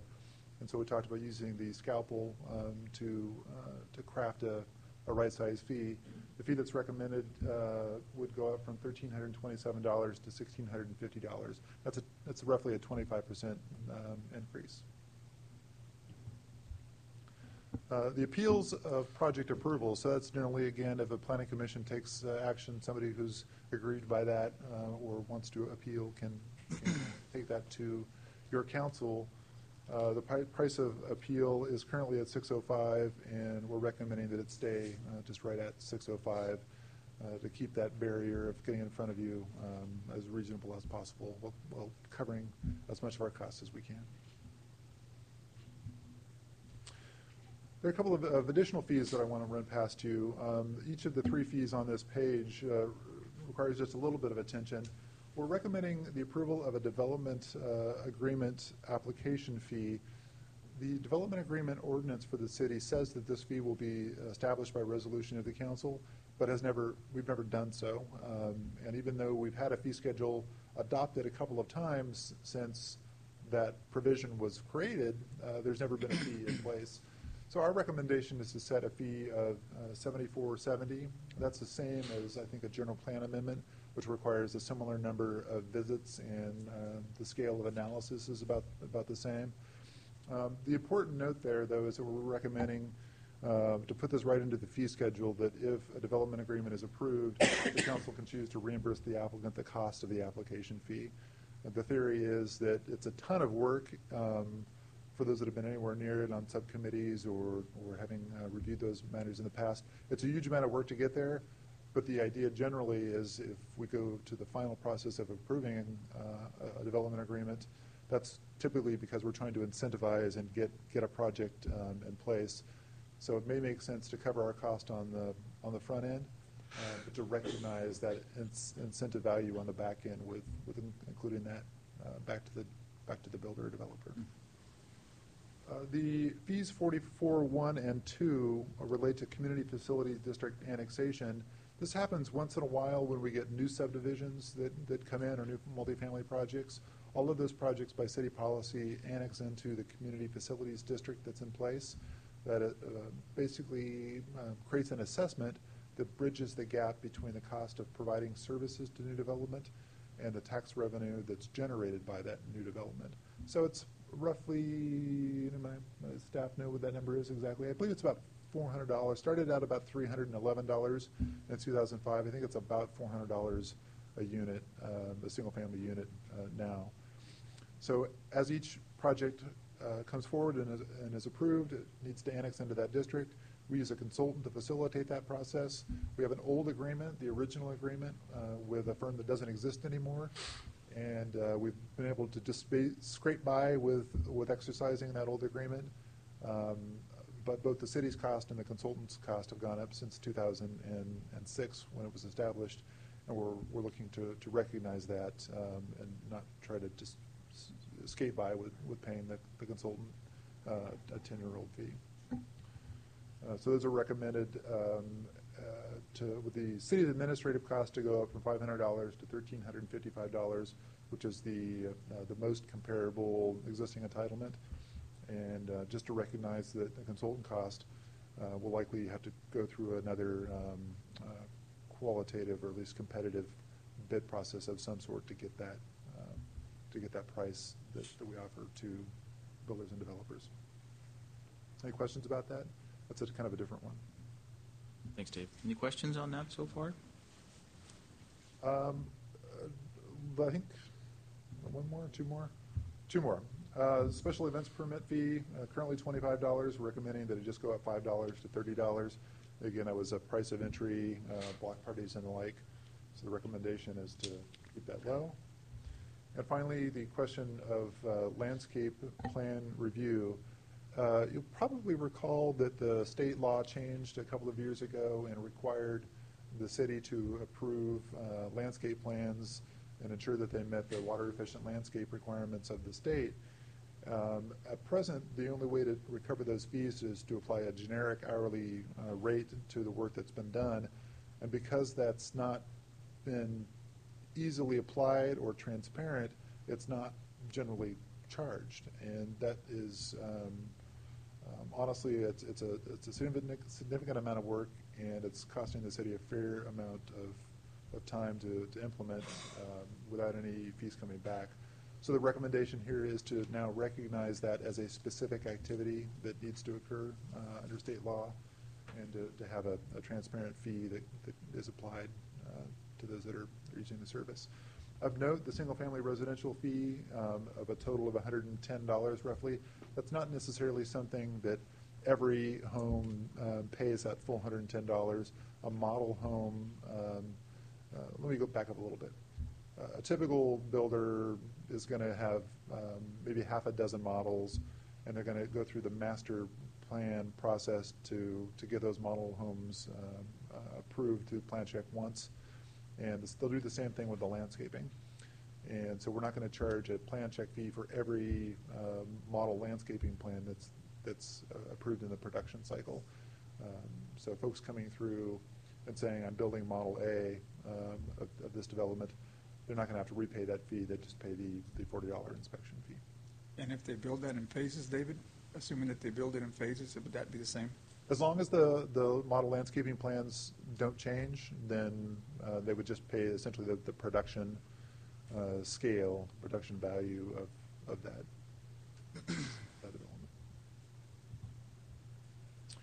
development. We also found that we had one typo that came about, and it's relative to re-roofing and the commercial addition fee. The current fee schedule, this is an excerpt from the current fee schedule, says that for each additional 500 square feet of roofing, we charge a total of $114.69, or that's what we would charge. Our counter employee that does all the import into the computers noticed today that number should be each 5,000 square feet. So it's wrong in our current fee schedule, and I think we've actually on the ground floor implementation, they've already fixed it. They don't charge that fee, but we should make it correct in our official documents, and that's what we'd recommend for you to do. So that's not included in your exhibit that's attached to your resolution. We'd ask that you call that out if you choose to approve the fee schedules this evening.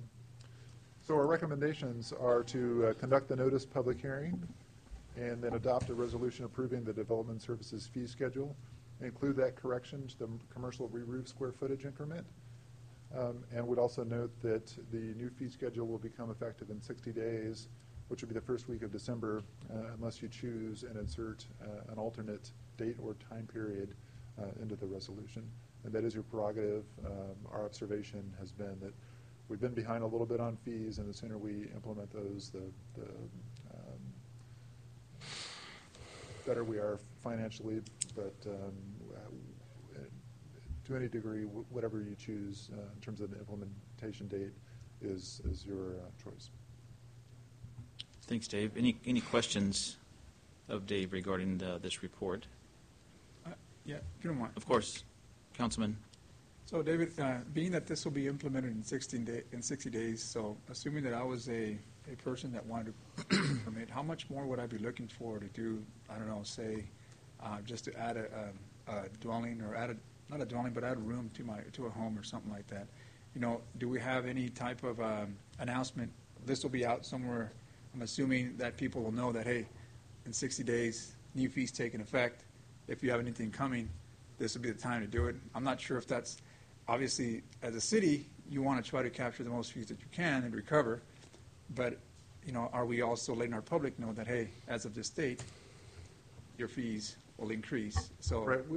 When this kind of things happen, two things are fairly common in the industry. One are code updates, and the other are fee schedule updates. And in advance of both items occurring, it's typical to provide notices primarily at the counter, so that the folks who routinely process building permits have visual awareness. We can also create flyers and use Facebook and the like to help get that word out. If I may just very briefly, this would be an opportunity. Why wouldn't we make use of social media? So I think I know Joseph is listening in on the meeting even as I speak. So Joseph, we have a new task for you that you want to add to your list of things to do. Yes, thank you. A fee increase. Councilman Oliver. Coming to you. Yeah.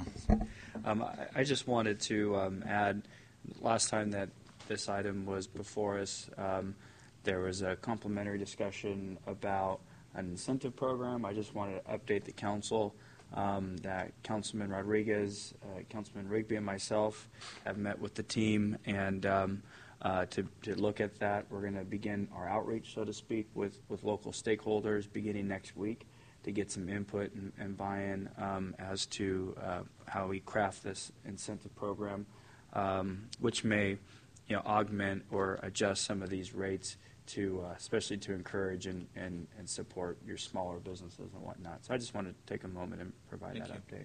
Thank you for that. Any other questions of Mr. Merchant? Thank you, Dave. This is a notice public hearing, so I'll ask if there's anybody in the audience wishing to speak on this particular item, please come forward. Seeing none, I'll close public comment, and I'll kind of add a comment of my own. It's been difficult, Dave, and I really, really appreciate the time that you and the team have spent on this, because from major development to block parties and sheds, there is no one broad stroke that we can do to just increase fees a certain percentage. And because of the formula that we have, which is based on additional staff time and time in general, that's not a hard product that we can say this costs us this amount of money every single time, and so there's a lot of variables. But it's a double-edged sword, because a lot of our discussions lately, and I'm sure in the future, will be about finding revenue, increasing revenue, and at the same time, council has a direction for staff that we want to be business-friendly, and we want to be welcoming, and so it's tough to find both. And so as we do use social media and other avenues to educate the public on just kind of what we're trying to accomplish, I think we can find a happy medium, and we can accomplish both. But this is kind of a day and age where fees and costs are increasing everywhere. So I appreciate your time and input, and I appreciate the direction of council. And those are the only comments I have. If there's no other comments, I'll entertain a motion. There's nothing to read. Mr. Mayor, I'd like to make a motion to approve the resolution in item C3 as presented. Mr. Mayor, I'd like to actually remind Councilman Oliver that there needs to be a correction to the commercial re-roof footage from 500 square feet to 5,000 square feet. So I'd like to include in my motion the friendly amendment to include the correction for the commercial re-roof square footage, changing the increment from 500 square feet to 5,000 square feet.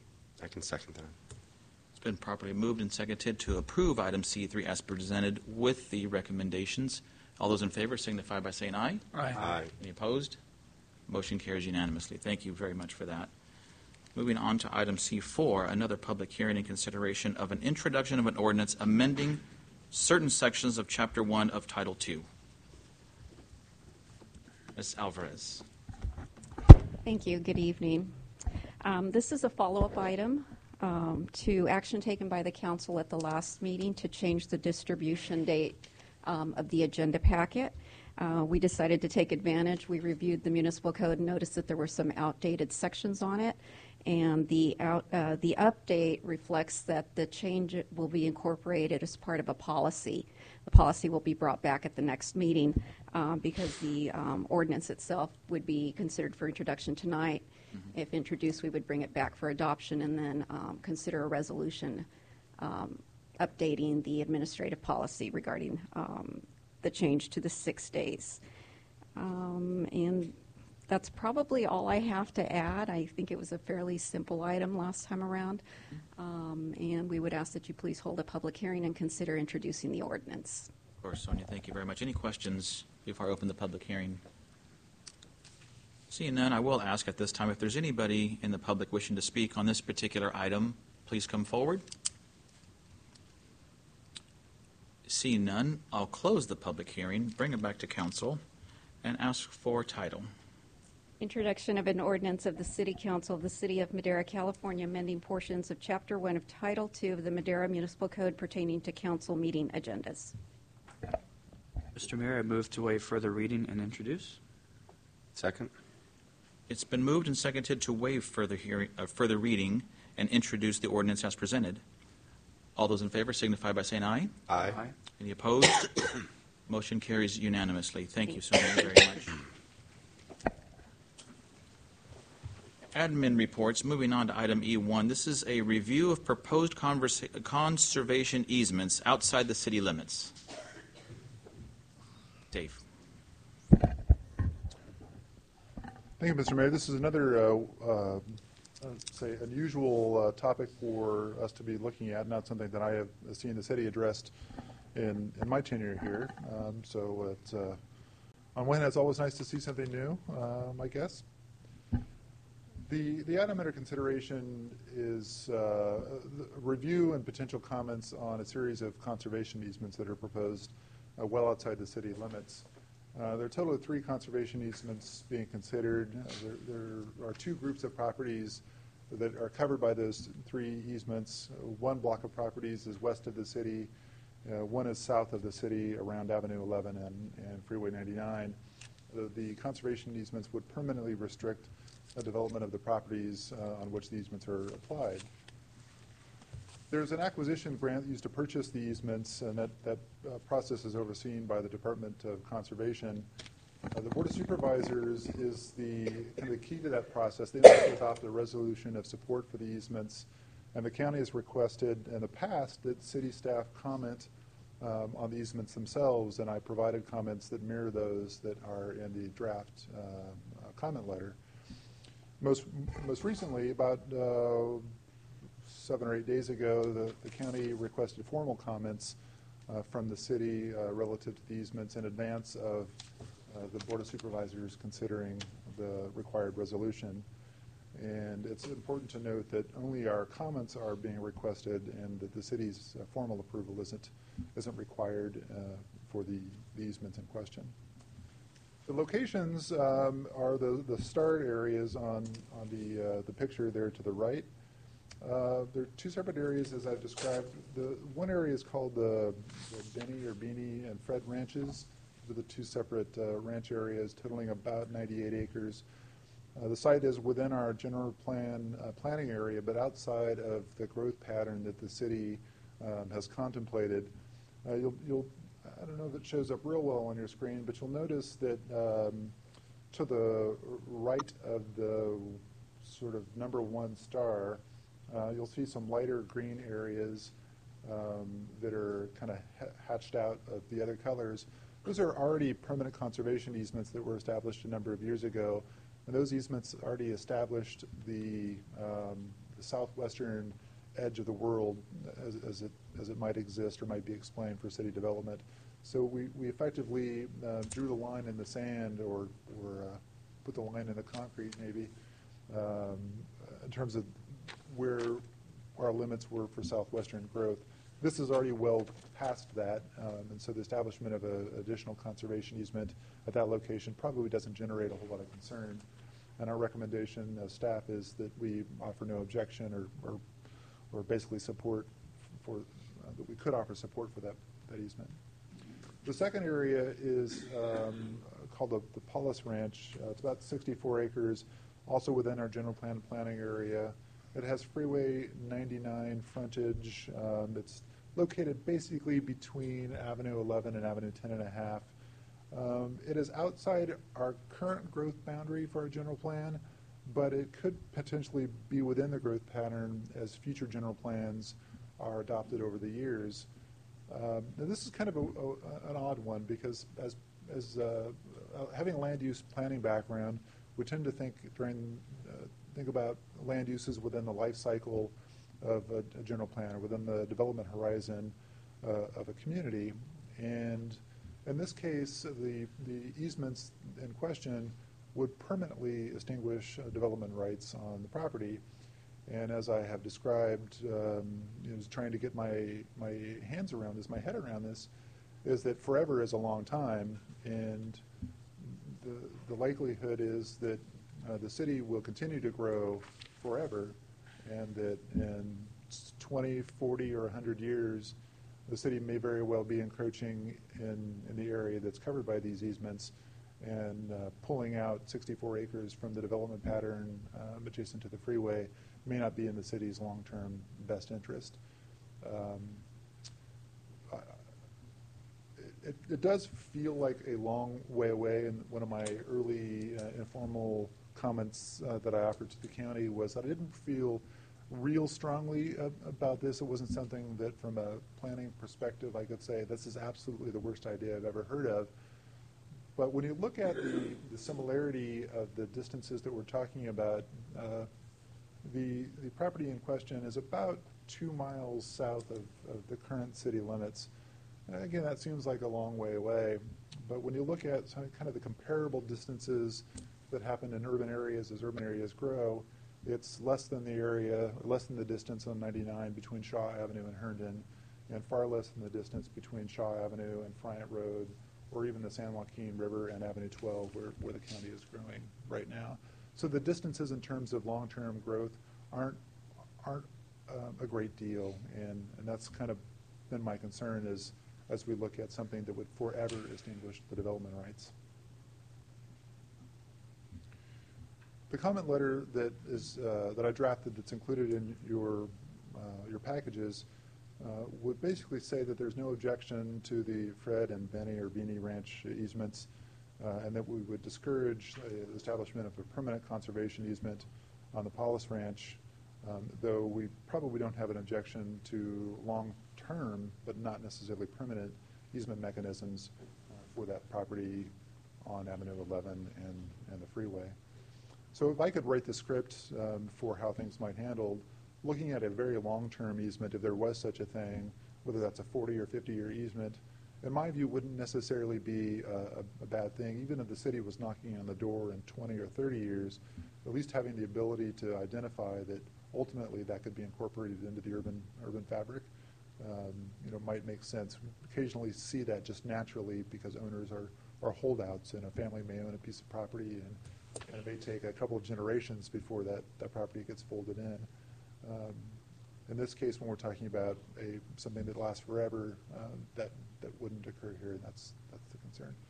So now that I'm repeating myself, I will stop talking and ask you if you have any questions. Dave, if we went into, or this particular property, or a particular property goes into an easement, to get out of that easement would basically be at the discretion or at the ability of the property owner. It wouldn't be a contract between the county or city or anybody else. It would basically be a conservation easement to be only.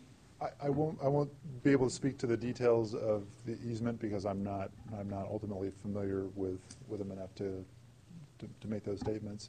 Generally speaking, the purpose of these permanent conservation easements is that an owner does not have the ability to extinguish them or buy them out. They are what they say they are. They're permanent. That's not saying that there may be an opportunity for a public agency to go through the eminent domain process if it needs to put in a public use, for instance, a street or a drainage basin or something like that. So that very well could be possible. And I don't know the details of these particular easements, but generally speaking, when you sell your development rights into an easement, it's not something that you can purchase back. Okay, that answers my question. Councilman Rodriguez. Yes, thank you, Member Dillon. David, going back to that graph that you showed us there with the easements and all that were proposed with the stars and all, what is the proposed growing pattern or growth pattern for the city of Madera?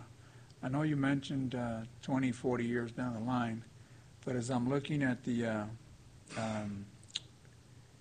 west side of it, so anything that's beyond that star number 1 means that at this point, with the easements that are in play, we cannot develop or even encroach in that, correct?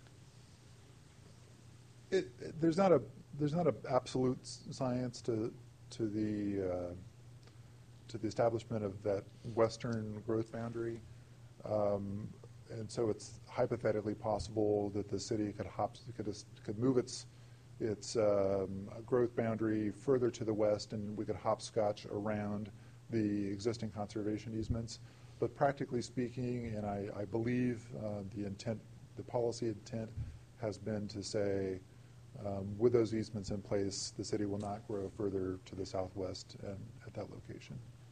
And maybe let me ask you this other question is, based on what do you see here as far as growth patterns for the city of Madera? I mean, obviously that's important for us to note that these easements may exist in the future, but in your opinion, what is smart growth for a city of Madera? What areas would you see growth, especially in relation to where the freeways lie and all? I think there's, for the foreseeable future, I think the city is going to be pulled both north and south. We're going to be pulled south around State Center Community College. The college is growing. Development interest is also growing there with it. The city is also seeing a lot of interest in northwest Madera and north around the new high school district.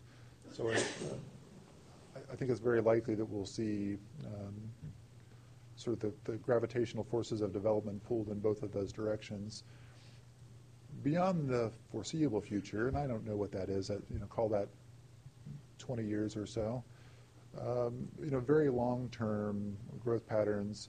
I think one predictable factor is that communities grow along transportation corridors, and I think it's reasonably likely that as the city busts its seams eventually over time, that it's going to grow south along 99, potentially north along 99, and then east out the 145 corridor as well.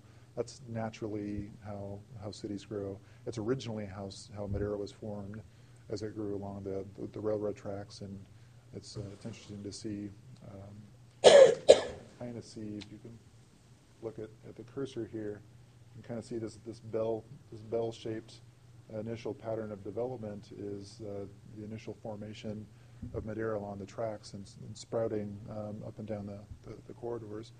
That kind of pattern is not a given, but is a reasonably foreseeable pattern in the future, in the long-term future.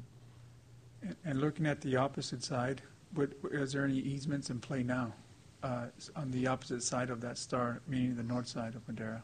Is there? I'm not aware of any. Okay. Any limiting factors on growing in any other direction, whether that's north, south, or east at this point. Thank you, David. Councilman Robinson. Well, you can look at Los Angeles and see how, along the highways from 99 to 5 to 405, I read a report that, it's going to be one big city with no space along the highways. Madera. Even though we do need, like natural places where, farmland, open spaces, which is good for the west side. But along the, corridors, it's going to be packed. You can see that we're building new schools. The college is growing. So it's obvious. Yep. Good points. Good points. Thank you. Thank you very much. Any other questions of Dave? Although it's not a notice public hearing, I'm not sure if there's anybody in the audience. I had a strong suspicion since you moved from that seat to closer to the microphone. You saw me move. So I'm going to ask, of course, if there's anybody. Please, if you just state your name and address for the record. Yes, I'd just like to introduce myself. I'm Charlotte Mitchell with the Central Valley Farmland Trust. We are the organization, the nonprofit organization that would hold the farmland conservation easement that is in question this evening. And it is with a thoughtful process that we when a landowner comes to us and wants to protect his or her farm, we look at a selection criteria to ensure that it has the capability to remain in agriculture successfully, right, economically viable forever, because these easements are in perpetuity. So we have a selection criteria based on the good prime soils that this county has, a water availability, and we take in consideration certainly local jurisdictions' plan growth. Recently, a priority plan was put together by a stakeholder group for Madera County, so that plays a part in our selection criteria for any easements, any farmer that comes to us with an interest in protecting his lands with an easement. So we feel that these 3 parcels, these very active farmland parcels, are good in our selection criteria. They're prime lands that should be protected for the economic stability of this county as well as the rest of the state. Madera County being the 9th agricultural economy in California, I think is pretty respectful for the fact that we've got to protect these good prime farmlands, which are not made very often, and they contribute to the economic viability of our region and throughout the state. I'm happy to answer any specific questions you may have or anything else relative to this or easements in general. Thank you, Ms. Mitchell, very much for that information. And so to my point, if a property owner now wants to put this into a conservation easement, and we fast forward to additional generations from now, that would continue regardless of the vision of the heir to that property. It continually stays in an easement forever. Yes, that's correct. So that's why we work very diligently with any farmer that has the desire to put their farm into an ag conservation easement, because it is forever. They can sell it, they can hand it down to the next generation, but it has to remain farmable. Sure. And to Dave's point, it can be that conservation easement can be taken by eminent domain process. So, but it doesn't happen very often, and so there is a large consideration on both parties when they do consider putting any kind of easement on their property. These are in perpetuity. All we ask that it maintain its ability to be farmed. Sure. And as you heard before when we were speaking about the State Center Community College, we are an ag-based community. I mean, obviously the entire Central Valley. But in your criteria, I'm just curious on water sustainability. And again, if it was residential, it would have had the same questions. So I want to be fair.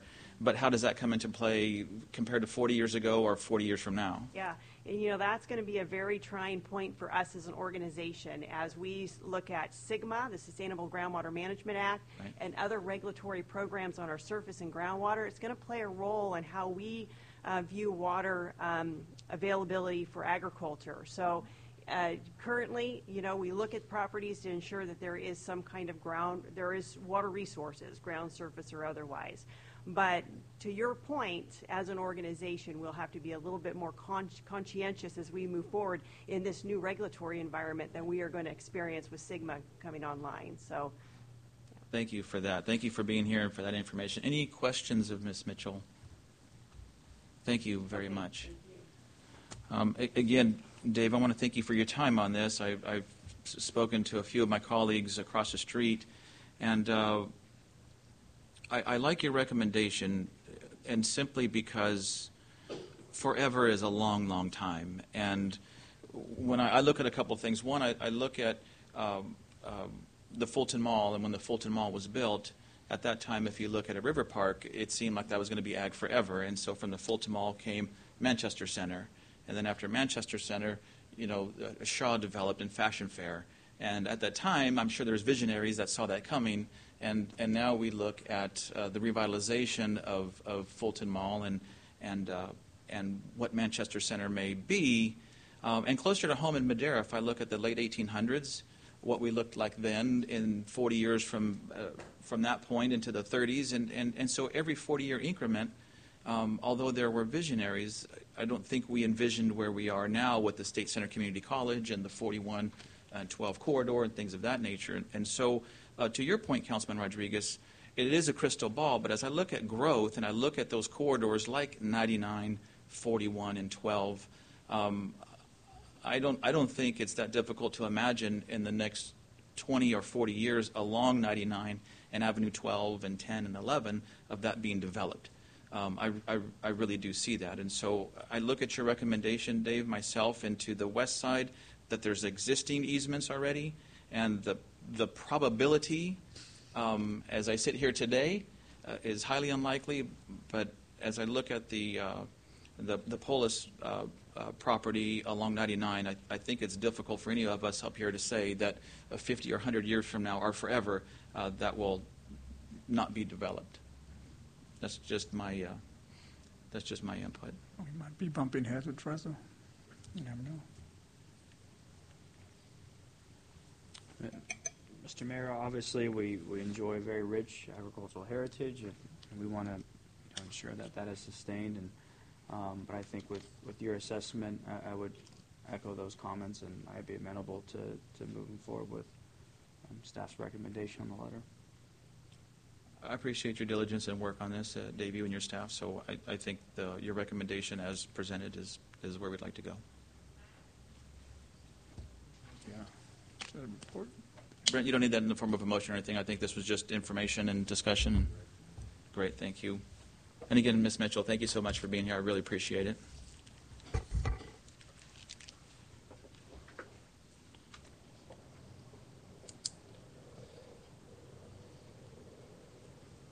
Moving on to council reports. I'll start at my far right with Councilman Robinson.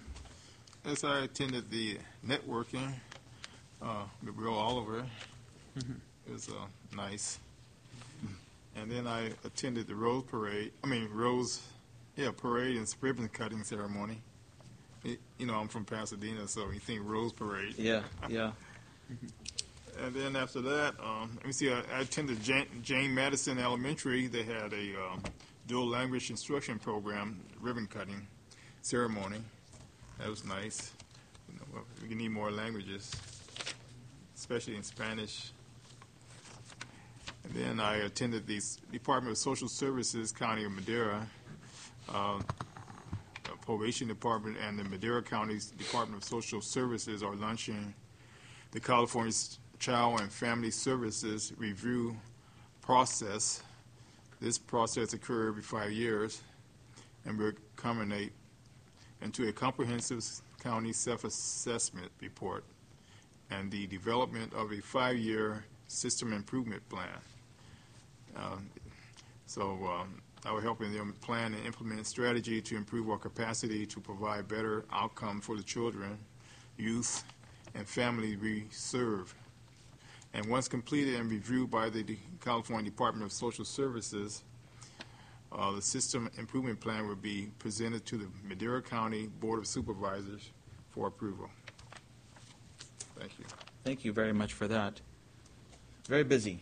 Been very busy. Mayor Pro Tem. I also attended those ribbon cuttings with my fellow council members, but I had the honor of emceeing the hospital hold down on Saturday, which was amazing. Had about 300 people come out to this event. They had a live auction, 50-50, dessert auction, and we had Tim Sissel out there just making money left and right for our hospital here in Madera. The foundation board that puts this together, boy, what a job they did on this event, and brought in several thousands of dollars to help fund some needed equipment for our hospital. So it was an honor to be there that night and to be with our community who came out to support it. Wow, what an event. And we had a table of our officers there that I didn't even notice because they were in their hoedown outfits. And Officer Garcia walked by me. I had a double take for a minute, and then I looked at the table and realized they were all our officers. And that was very exciting to see them represent that night. Thank you. Thank you very much for that. Councilman Rigby. I'll just take a minute to thank staff for working diligently to assure that this weekend was going to go off without a hitch, providing me with some information that I needed heading into our tri-agency meeting at the golf course with our County Board of Supervisors, as well with the City Council of the City of Chowchilla. And so I'm excited to move forward, Mr. Mayor, with some of the things that were brought up there. I know that we are all working diligently to assure that we're making great strides in partnerships with other agencies that serve our county. And so I just want to continue to echo the sentiments that were said that afternoon, morning, that as long as all are doing the same thing. I appreciate staff's willingness to work with county and city of Chowchilla. I had a chance to talk with the city of Chowchilla's public works director, who used to be a member of ours, and Mr. Randall, I appreciate you being able to work diligently with them to assure that they get street sweepers and whatever else they might need. But I think it's going to be an interesting experiment moving forward to see what kind of things come of this partnership that we have, and so I'm appreciative of all those that attended, as well as the public for coming out and listening to a bunch of politicians talk for a while, and then they got a chance to share with us a little bit too. And then I also want to celebrate a member of our staff that recently retired, Louis Franco, who many of you may remember was our meter maid, as I like to call him. I knew him as Theo Louis. That's my uncle. And so, but not only did he serve here, but a member of this community, a member of this city, a championship coach for the Madera Little League, American League with VFW for so many years. And I know that he and his wife are looking forward to retirement, finally getting to the coast where he should have been a long time ago. But I appreciate his hard work and the many years he put in with that little piece of chalk. Yeah, he could do some fun things with that little piece of chalk. But I know he's not listening, but Louis Franco, thank you so much for your many years of service. Absolutely, yeah. Coach Louis. Coach Louis. Very well. Councilman Rodriguez. Yes, thank you, Mayor Medina. And I, too, want to appreciate the fact that our council and our Board of Supervisors and the Madera City Council attended the Intergovernmental Agency Workshop, which was a great thing. I think that it is a great start for us to have these conversations.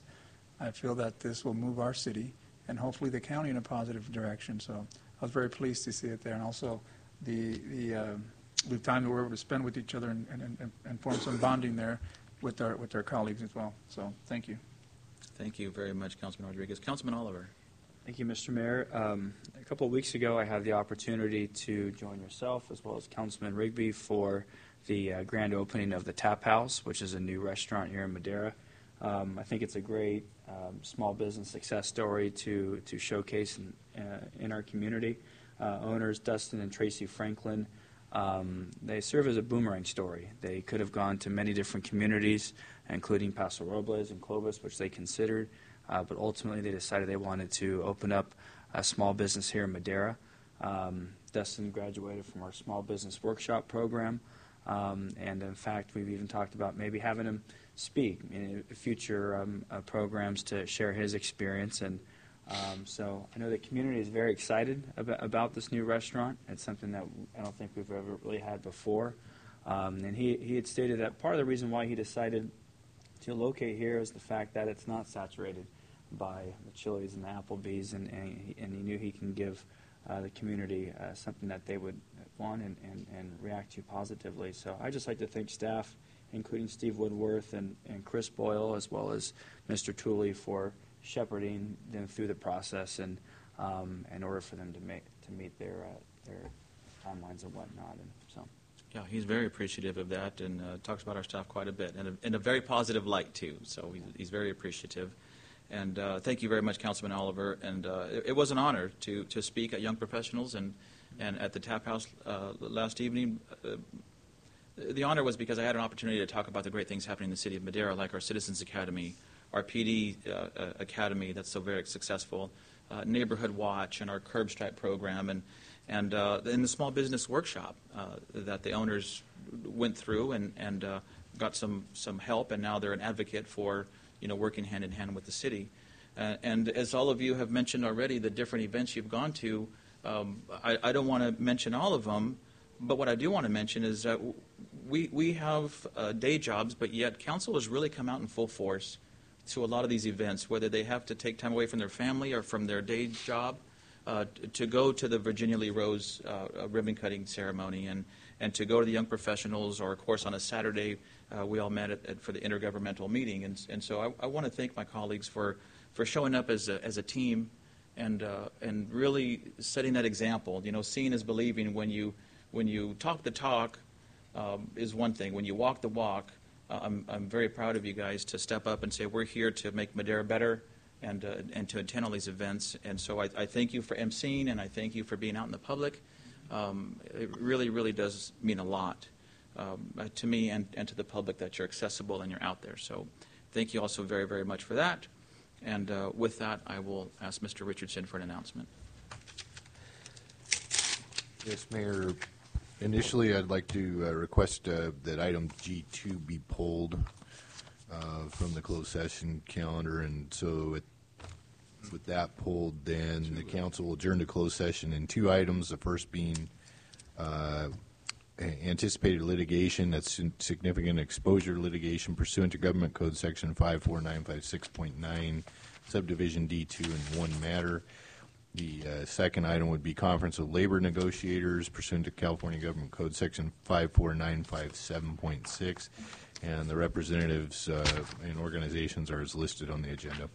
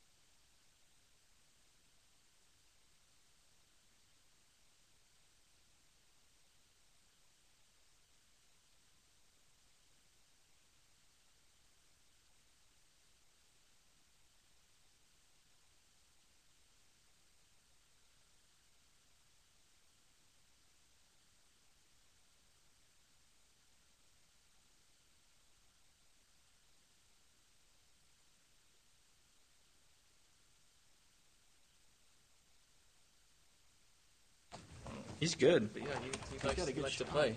Yeah. Likes to play. There's too many shots. Mr. Richardson. Yes, Mayor. The council adjourned to closed session in two items. First being conference with legal counsel and anticipated litigation, significant exposure litigation pursuant to Government Code Section 54956.9, Subdivision D2 in one matter. No reportable action was taken. The second item was conference with labor negotiators pursuant to California Government Code Section 54957.6, and no reportable action was taken in that matter either. Thank you very much. Thank you, everybody. The meeting adjourned.